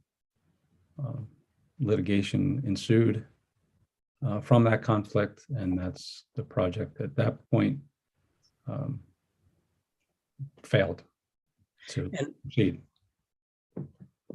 And then in April 2012, Callium filed the application with the PUC for the current project, the MPWSP, correct? Correct. Now, in your testimony, and I'd like to go to the next slide briefly, please. Okay, we'll move to slide 5. All right. In this slide, you have done a comparison of the RDP versus the MPWSP, the current project, correct? Correct. Now, isn't it true that when you became employed by Cal-Am in 2013, and that by 2013, the RDP had already failed, correct? Correct. So you were not present during the various RDP events, and you have no personal knowledge of those events, do you? I do not have personal knowledge. I only have what I have read in from the history and the documents surrounding those events in those years. Fair enough. It is your testimony that the RDP and the MPWSP share similar features, correct? Correct. Well, let's talk about some of those features. I'd like to focus on the differences. One difference you identified was that vertical wells were used for the RDP and slant wells would be used for the MPWSP, correct? Correct. Isn't another difference that the RDP was a regional project for both Cal-Am and MCWD, while the Monterey Peninsula Water Supply Project is solely for Cal-Am service area? Our project is also regional. We are providing water to Castroville. You're providing a small amount of water to Castroville. Right, the community of Castroville, correct. But you are not providing any water to MCWD. No. Isn't it true that under the RDP, MCWD would have gotten 2,700 acre feet a year in the first phase of that project? They were getting a certain quantity of water. I don't recall the number, if it was 2,700, but that sounds reasonable. And isn't your understanding that that water would stay within the Salinas Valley groundwater basin and not be exported had that project gone forward, correct? Could you repeat that question? Sure. The water that MCWD would have received under the RDP would have been used within the Salinas Valley groundwater basin rather than exported out of it to an area outside the basin. I don't know where MCWD would have used their 2,700 acre foot, if that's the number. I'm not sure where they would have applied it, distributed, served customers from, so I'm not sure. Do they have any customers outside the Salinas Valley groundwater basin? I don't know. All right. Now, isn't it also true that the RDP was not located in the city of Marina or on the CMEX property? Rather, it was to the north from Marina. Yeah. The RDP, from my recollection of the exhibits, which we don't have shown here or not showing here, my recollection of the well locations were near south of the Salinas River, north of Reservation Road, and in the EIR there were a broad line drawn on the exhibits demonstrating where vertical wells would likely be placed, without specifics about physical location, but they were represented near CEMEX, at the boundary. One line was at a boundary right at the CEMEX property, west of Highway 1, right at the edge of the backside of a dune by a farm field, and the other was somewhere on, I think, the just on the east side of Highway 1, inland a little bit. So they were generally in that corridor around CEMEX. Would they have been within the city of Marina? Don't know, because I don't know if that was fully finalized. The actual locations, property easements, this was at the EIR level. So I don't know if that was identified to that level of detail. Isn't it also true that the RDP wells were only in the 180-foot aquifer, would have been, had it been built? While with the Monterey Peninsula Water Supply Project, the wells would be screened in both the dune sand aquifer and the 180-foot aquifer.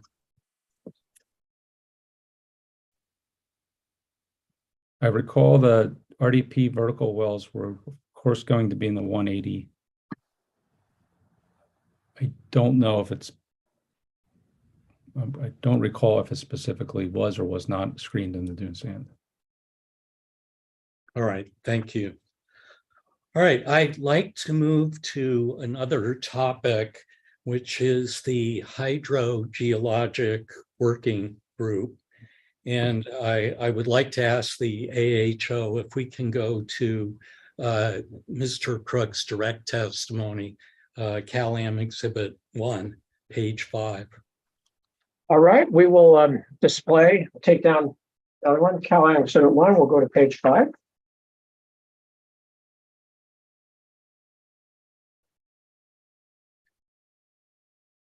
All right, we are there. Tell us what paragraph you'd like us to scroll to, Mr. Spalding. Paragraph 16, please. All right, we have paragraph 16 here. 5, yes. Actually, if we could go up a little bit to 15, where we start with the HWG. Okay, right there. We have 15 now on the screen. All right, thank you. You described earlier, Mr. Crooks, the members of the HWG, the Hydrogeologic Working Group. And is it your understanding that there were 4 members who were signatories, what were called signatories for that group? Yes. And is it your understanding that 2 of them represented Cal-Am? That would be Peter Leffler and Dennis Williams. Is that correct? Correct. And is it your understanding that from 2013 to the present, those 2 individuals have been paid by Cal-Am for their work on the HWG?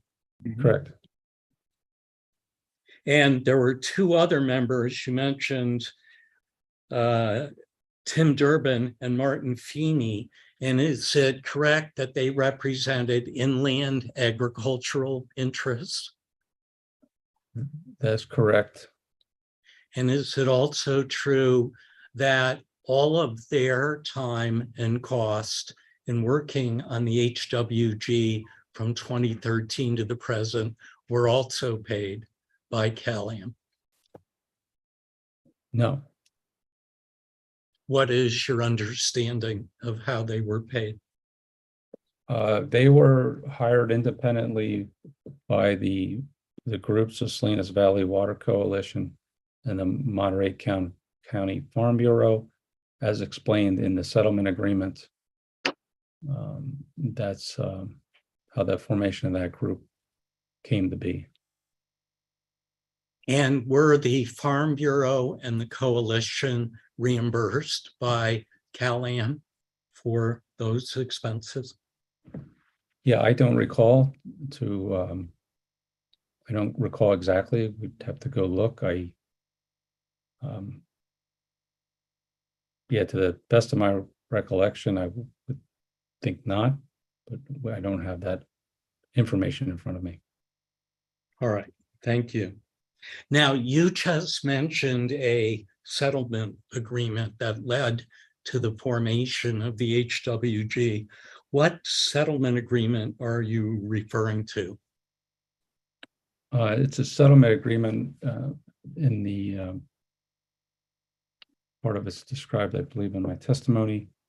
It was part of the water supply project where many of the parties interested around various aspects related to the water supply project on certain issues, all came to agreement and submitted that to the PUC on a variety of issues so that we had some agreement on these issues and it would not. All right, I think I know. I'm sorry, go ahead. I didn't. It would allow the project to move forward. It was a 2013 agreement, I believe. All right, I think we can find that agreement pretty quickly.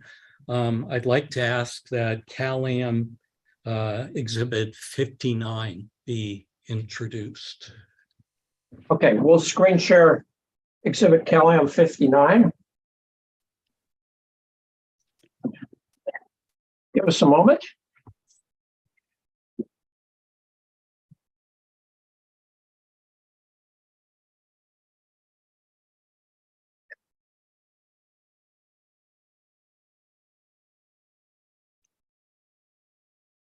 All right, Mr. Crooks, we've got CalAm 59 here, and maybe we could quickly scroll a couple of pages in it. Okay, tell us where you want us to scroll to. Well, I thought it would be good to look at the table of contents. Okay, I think that's the next PDF page. Okay, and first of all, just Mr. Crooks, are you familiar with this settlement agreement? I am. Okay, go ahead, Mr. Spalding. Thank you. If you look at the table of contents, section 3B, it talks about hydrologic study, and maybe we could quickly then go to page 5 to that section. Okay, that we'll scroll to PDF page 8, which is text page 5. Okay, and Ms. Mullen, just scroll down. There we go. Thank you. All right, go ahead, Mr. Spalding. We now have the subheading B, hydrogeologic study on the screen. Thank you. Mr. Crooks, from looking at this agreement and looking at subsection B, hydrogeologic study, does this appear to be the settlement agreement that led to the formation of the HWG? Yes. Is it your understanding that this settlement agreement was entered into under the auspices of the CPUC proceeding relating to the Monterey Peninsula Water Supply Project? It was. Now, was a motion made to approve this settlement agreement before the PUC? I don't know about a motion. It was included with the project and the proceeding. All right, fair enough. Isn't it true that the CPUC explicitly declined to adopt this settlement agreement with the HWG provisions? I don't believe adopt is the right word. I would have to look at the order or their final findings. I believe they just took no issue or action on it. I don't know if it's a failure to adopt.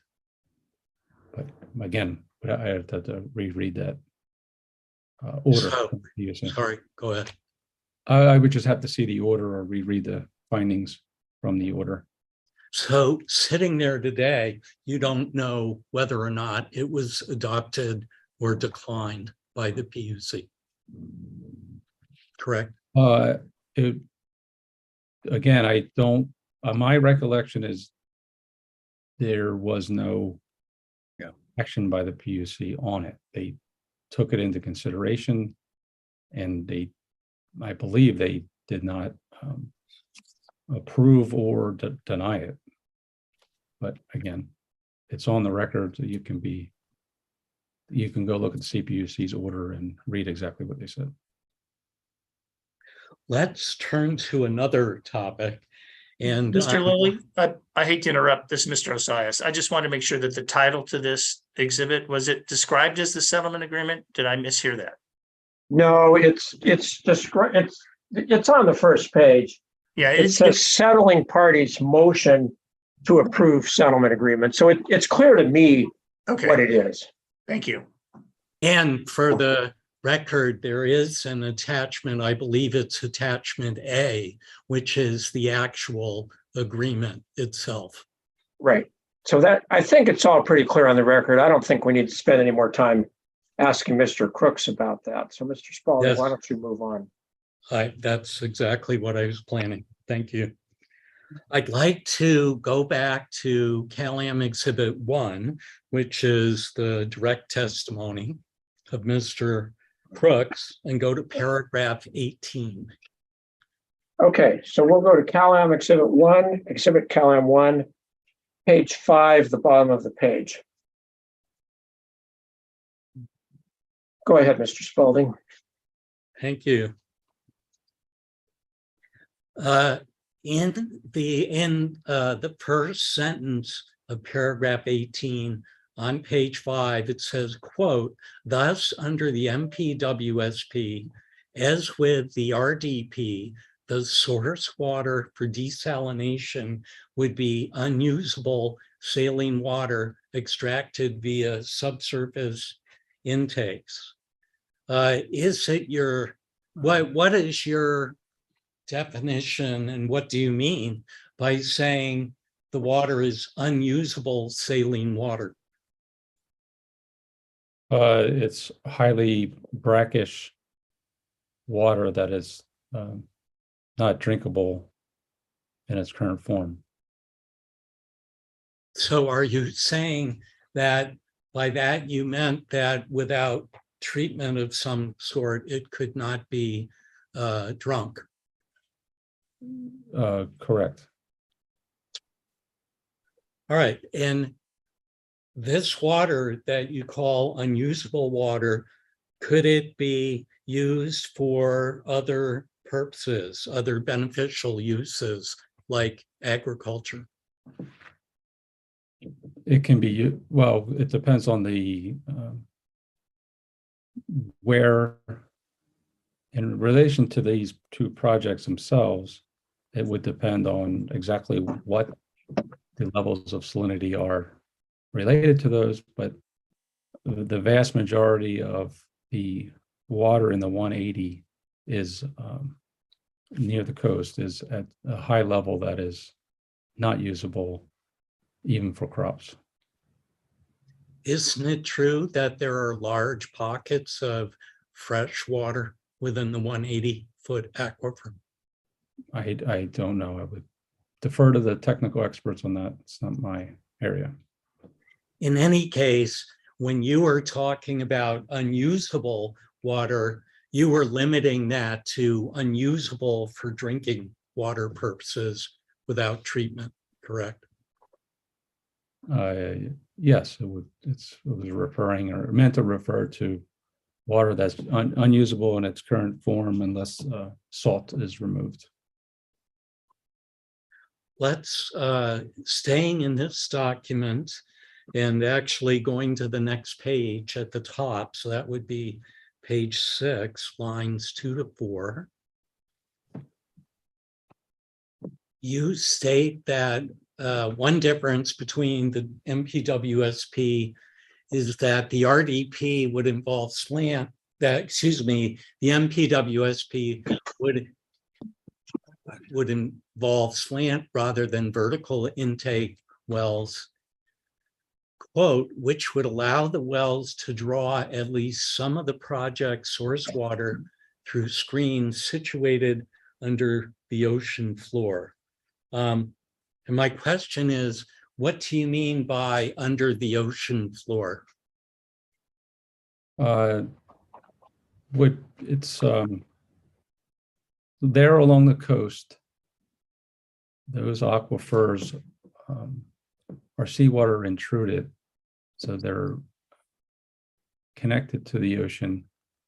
And by saying that through the screens, at least some of the project source water screens will be situated under this ocean floor, generally means just the length of the well. Some of the screen of the well will reach the coastline, the beach, or underneath the mean high line tide, or even further. Isn't it true that only approximately 17% of the slant well lengths is actually below the high tide line, and about 83% of the length of the slant well would be above the high tide line? The percentages you're quoting, I don't know the percentages. I don't have the technical drawings or profile drawings in front of me to confirm or deny those percentages. I would just say that their percentages based on a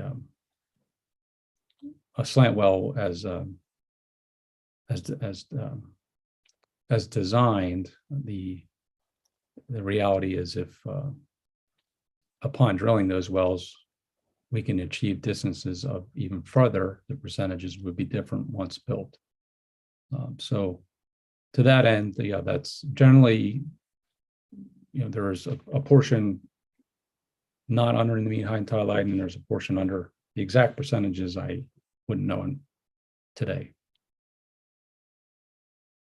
All right, and I understand you to say that the length could be longer, possibly, but isn't it true that the project that was approved by the PUC included slant wells that only slightly went below the high tide line? Well, they were identified as well to be approximately 1,000 feet long. Again, it depends on what's achieved in the field. We expect to achieve that or potentially greater. That's our goal. All right, thank you. I'd like to go to another topic in your testimony, and that has to do with the mitigation monitoring and reporting program that you mentioned on your slides and you discuss in your direct testimony. So staying in Exhibit 1, if we could go please to page 6, lines 25 to 27. Okay, this is Exhibit CalAm 1, and we're now down at line 25 through 28, which is paragraph 21. Go ahead. Mr. Crooks, you state here that the PUC noted that CalAm agreed to participate in a, quote, mitigation monitoring and reporting program. Is that a monitoring program that arose as part of the approvals by the CPUC in September 2018 for this project? Yes, it is. And is your understanding that an MMRP has the purpose of providing a series of mitigation measures to address adverse impacts of a project? Yes, it usually does. All right. Now, you have testified that they're in the mitigation monitoring, the MMRP, it's a little easier, but in the MMRP, you testified that there is one or more measures that will address any potential impacts to users of the groundwater. Is that correct? That's correct. And do you recall what mitigation measure or measures you are referring to? They're listed in the MMRP. I wouldn't want to recall or cite any of those without looking at it. All right. Well, why don't we do that? I'd like to ask that deposition exhibit 63 be introduced. Okay, we will post exhibit Cal-Am 63. Actually, it's Mr. Lilly, it's Depot Exhibit 63, I believe. Oh, okay. Well, that's an important distinction. All right. So, Ms. Mullen, please post Depot Exhibit 63. Mr. Crooks. And hang on, if you're gonna ask questions about this, I want to number it. So City of Marina goes through 33. So this will be labeled as City of Marina 64. Thank you. Wait, 30. Wait, No, I'm 34. sorry. Yeah, sorry, I'm clicking around too many different places here. So this will be City of Marina 34.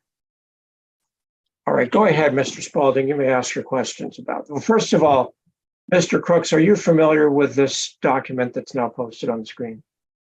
I'm familiar with it, yes. Okay, and I understand you may not remember every word, but if you're generally familiar, that will help establish some context. Go ahead, Mr. Spalding. All right, I would like to ask about what's called mitigation measure 4.4-3. And I think it's page D13. So D, the letter 13, I think is the page number. Okay, let's go ahead and scroll down and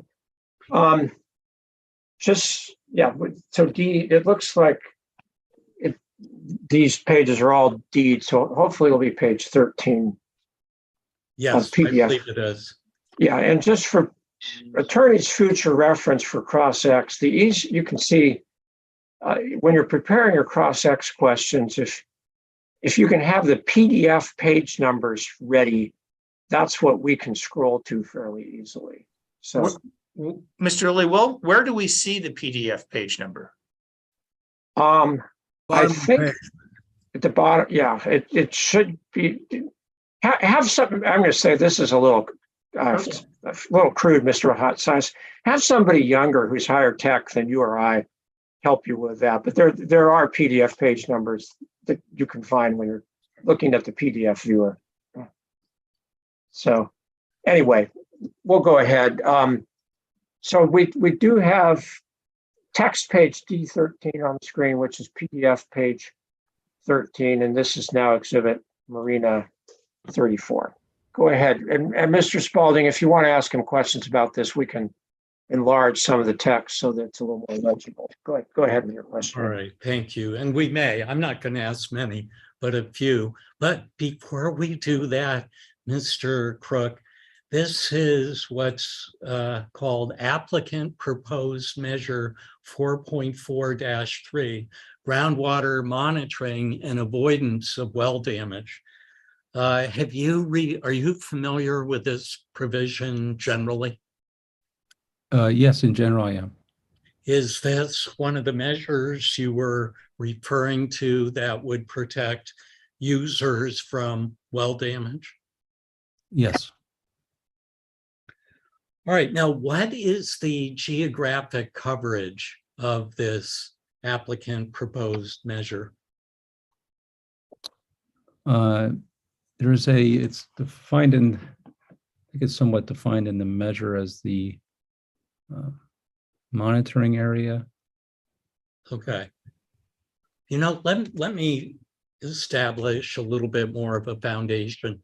Is it your understanding that at a very sort of 40,000 foot level, this measure involves a monitoring program, and if certain types of readings show up as part of the monitoring program, that there may be certain action taken by Cal-Am or someone else to address concerns?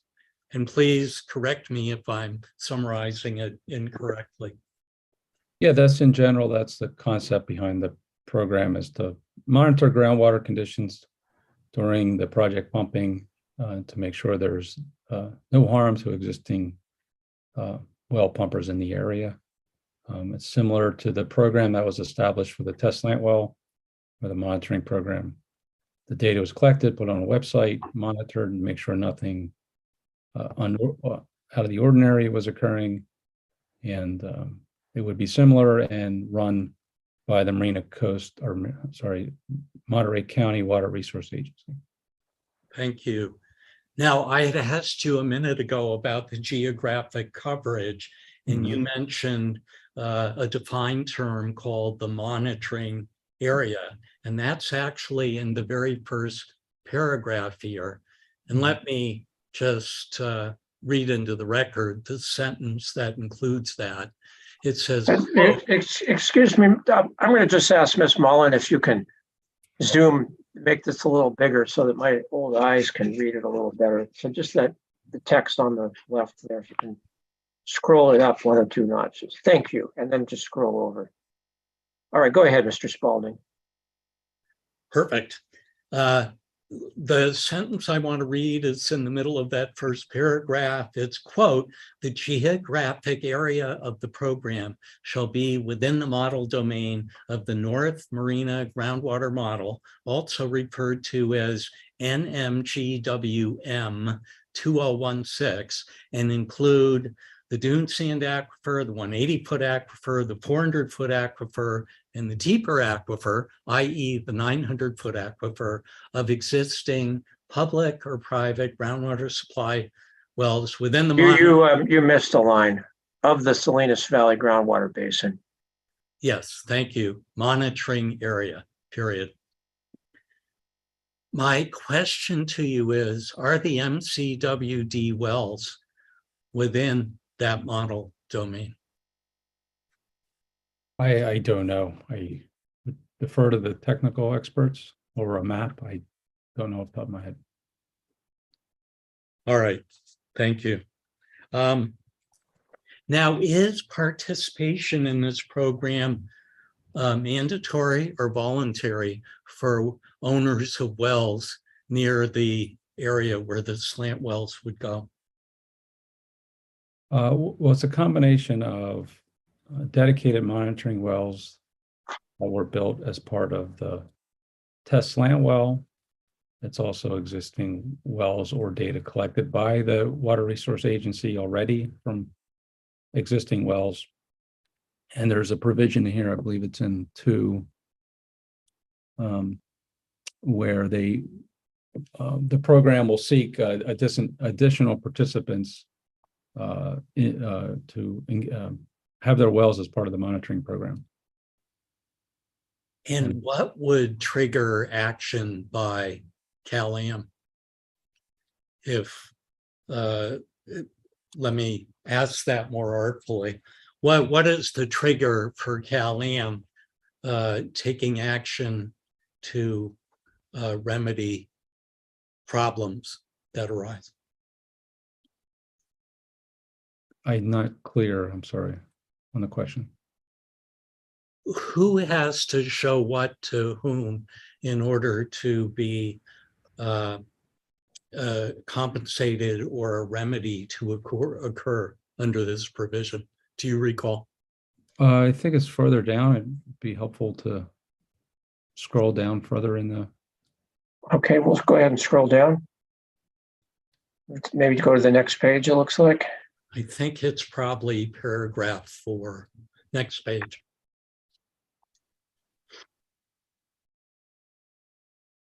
Okay, so go ahead, Mr. Spalding. We have paragraph 4. Why don't you ask Mr. Crooks your question about paragraph 4? All right, I will. If you look at the very end of this paragraph, it makes a statement about, quote, substantial credible evidence being submitted by the owners of wells, quote, concerning damage or adverse effects at such wells, and such effects are verified by Cal-Am and the hydrogeologists, close quote. Is that your understanding of what needs to happen by a well owner in order to be entitled to some kind of remedy?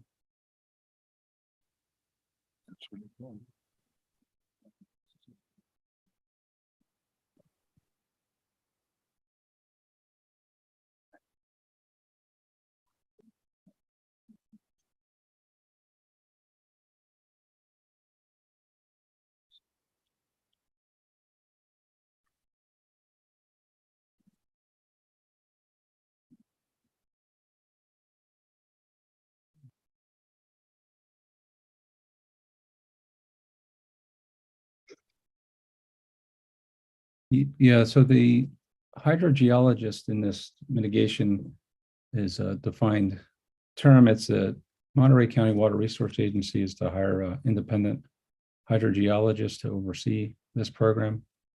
And yeah, the way the mitigation reads is pretty clear that if there was verified damage or adverse effects pursuant to section 4 above, that the actions would be taken. So is it fair to say then, based on what we've just looked at, that in order to get a remedy, a well owner would need to be located within the domain of the 2016 model that was identified, and that well owner would need to demonstrate evidence of damage or adverse effects using substantial credible evidence in order to be entitled to any remedy.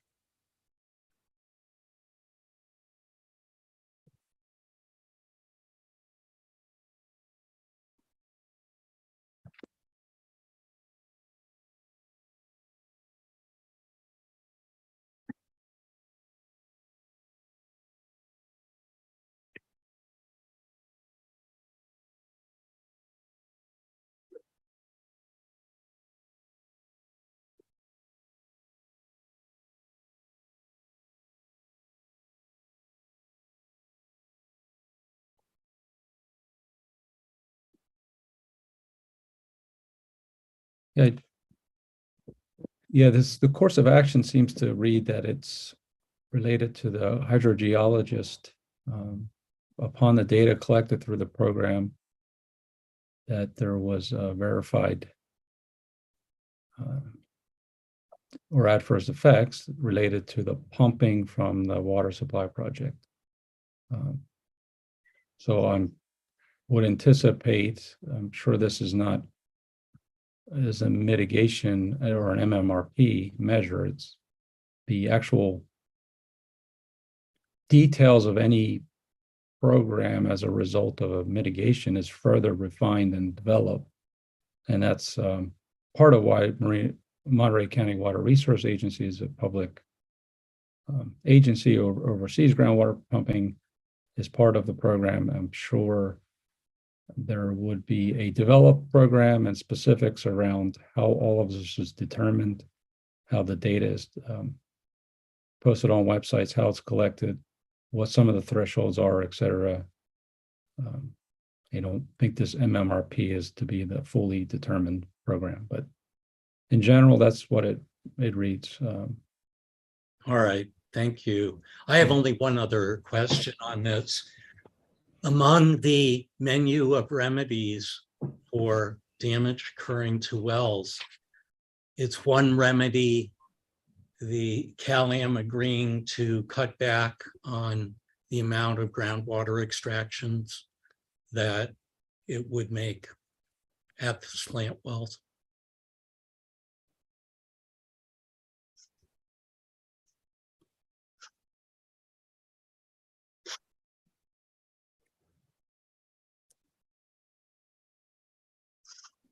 I don't see it on here, but if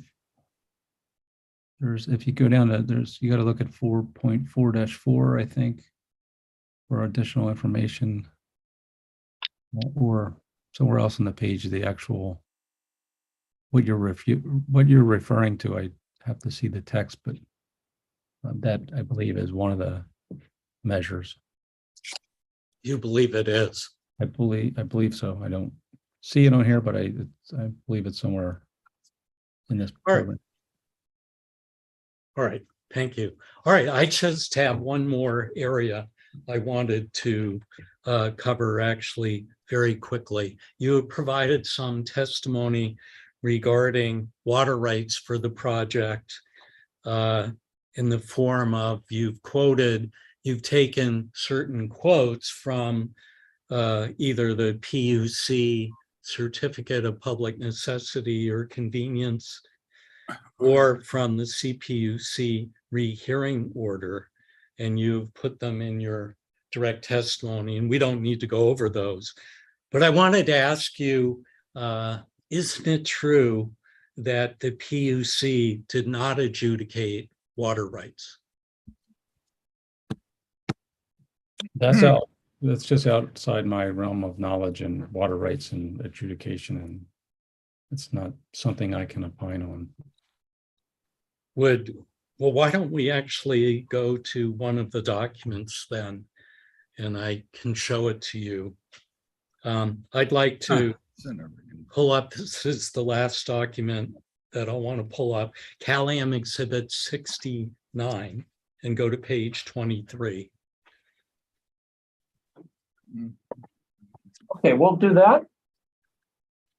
Cal-Am 69, page 23. In case you're wondering why I'm fumbling around here, I'm old school, so I try to get the paper copies up while we're getting the electronic copies up. All right, we have to go down the page a little further. We don't have line numbers, but all right, perfect. Is it your understanding, I'm looking at section small c, where it says the commission did not err in not referring the issue of the water rights to another body, since the commission did not adjudicate any water rights. If you look to the third line after that quote, it says, in the instant proceeding, we did not adjudicate water rights, close quote. Does that refresh your memory as to whether the PUC adjudicated water rights? All I can say is what it reads. This is not my area of expertise around water rights. There's, as it further states down there about State Water Resource Control Board. Those reasons. I'm only sorry. Go ahead. Yeah, it's not in my area, and all I can do is read what it reads, and that's what it says. Well, I'm only asking because you did quote some other sections from this document, and it seemed like you were implying that the CPUC did adjudicate water rights. And I just wanted to know what your understanding was on that. Well, my understanding in general on these elements is, one is you think I implied that in my testimony, I would have to see that. But my understanding around this issue is this water would fall under the developed water doctrine or policy, where you have to develop, because it is contaminated and unusable, you have to develop the water first before a water right can be established. And that's about the extent of my knowledge on water rights. So it's fair to say then that you don't know whether the CPUC adjudicated water rights, correct? Well, it says here that it did not, so that's all I can say is what it says. Isn't it true that the PUC only looked at water rights in terms of project feasibility? So Mr. Spalding, I think you're beating up this point more than is necessary. I mean, Mr. Crooks he's an engineer, and he's testified pretty clearly to the extent of his understanding.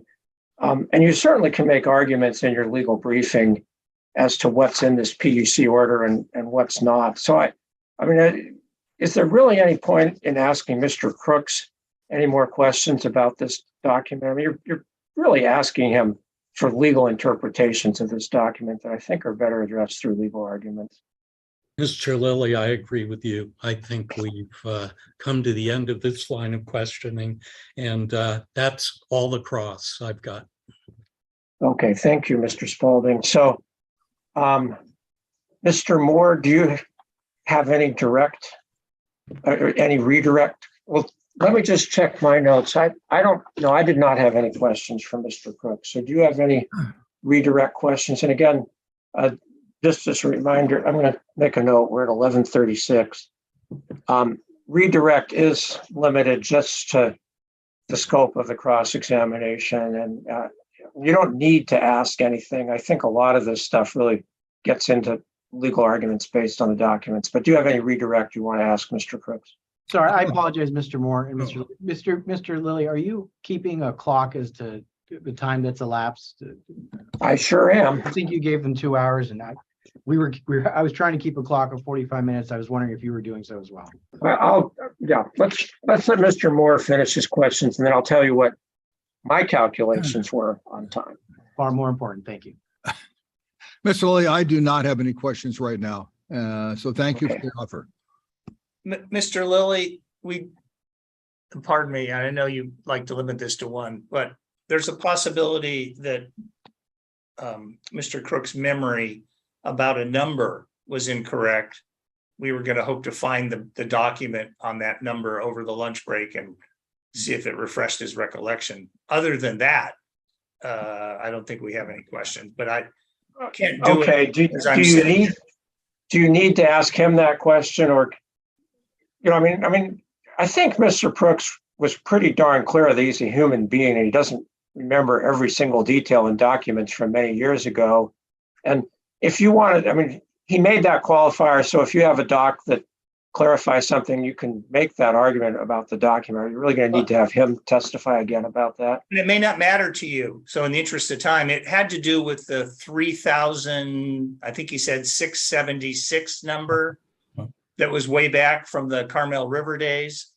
Right. And I think we think that number might be wrong, but that's just background. So if you don't care.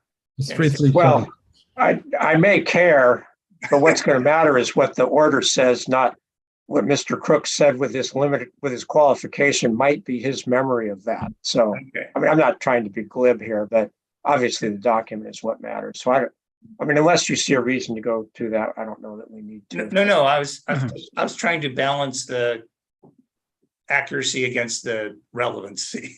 Yeah. Okay. Well, there you go. I think I've told you where I come on that. So, I normally handle offers of exhibits into evidence at the end of a party's entire case, but since we took up Mr. Crooks separately, I'm going to do that now.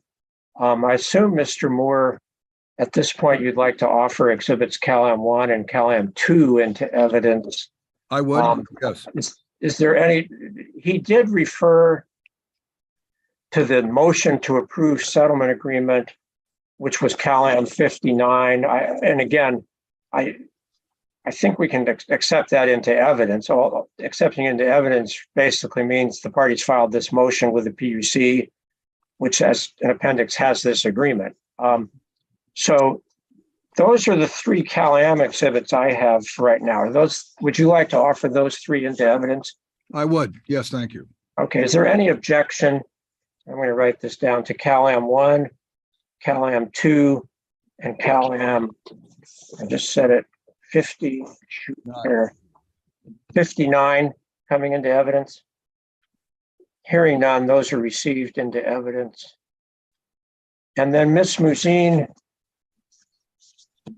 Mr. Lilly, we've marked, or rather offered deposition exhibit, I believe it's 65 from Mr. Crook's deposition of October 24th.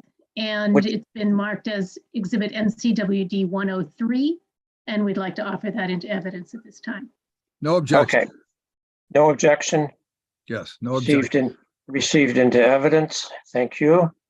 And then Mr. Spalding, I'll check my notes. I try to keep track of all this. Mr. Spalding asked some questions about Depot Exhibit 63, which we have marked as Marina 34. Mr. Spalding, I assume you want to offer that into evidence?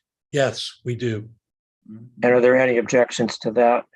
No, thank you. That's received into evidence too. We also, Mr. Lilly, referred to CalAm 69. Okay, that's the MNRP. Right. Yes, and that we should get that.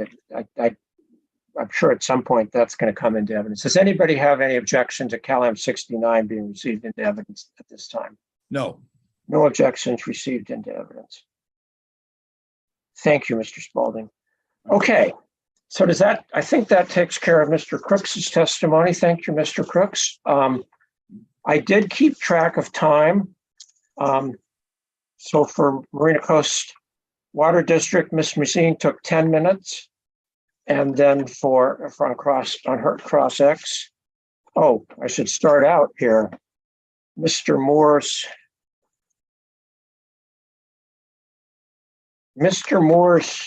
direct testimony took 15 minutes. And I had allotted a total of 1 hour to CalAm for summarizing direct testimony.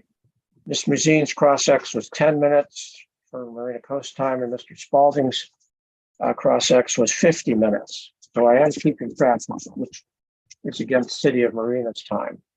So we'll see where we are this afternoon for CalAm summaries, and then tomorrow for cross-X. So with that, we're getting close enough to the noon hour that I don't want to start the summaries now, but our plan, and since we're taking a break early, we'll come back at 1 o'clock. And we'll start with Mr. Durbin. So I'll ask my staff to have Mr. Durbin's summary slides up and ready to go, and his testimony in the wings. And then we'll go with Mr. Leffler and Mr. Ye in that order. So we'll have all three summarize their direct testimony, and then we'll have cross-X by Marina Coast and then by City of Marina of the panel. And I think that'll make it go a little faster. I would like you to try to limit one attorney per witness. If you have different attorneys for the same party for different witnesses, we'll do that, but try to be as efficient as you can. But the water board practice, which I follow, is to have the panel, because sometimes, particularly with this complex technical evidence, one witness may say, well, my colleague here to the right, Mr. X, can really provide more knowledgeable response to that question. That's what we like to do it that way. So that's our plan for this afternoon. And then I did agree we would have the cross-examination start tomorrow morning at 9 a.m. Go ahead, question. Yes, Mr. Lilly, Mr. Osias, given the amount of time left in the day and the amount of time left for CalAm Direct, perhaps the direct only of the city and the district could also fill the rest of the day. And that way we could go to cross-X them when we finish cross-X of CalAm's tomorrow. Yeah, I had previously told them that we'd start their case on Monday, and also my simple mind would probably be too confused if we did that. So I understand. I appreciate you're trying to be more efficient here, but I think that's going to be too confusing for me to follow. So I don't think I'd want to do that. So let's come back at 1 o'clock and see where we are. We will move those we have time to move the depot transcripts over that I mentioned earlier, and we will take down that one depot exhibit. So, Ms. Blanc, can you tell me for mechanics, do people need to sign off and then we sign on to a new session this afternoon, or do they just go on mute and then come back on the same session? For the lunch break, we need them to sign off, but they can use the same Zoom stuff, signing back in for the afternoon session. Okay, thank you. That's what I thought. So everybody sign off after I'm done blabbing here, and then just before 1 o'clock, you'll sign back onto a new session, but you use the same Zoom credentials. It's just the way it works mechanically for us, and also for the YouTube broadcast. I think we have a separate YouTube broadcast this afternoon. So with that, I hope everybody has a good lunch, and we will be back at 1 o'clock. Thank you. Right. Thank you. Thank you.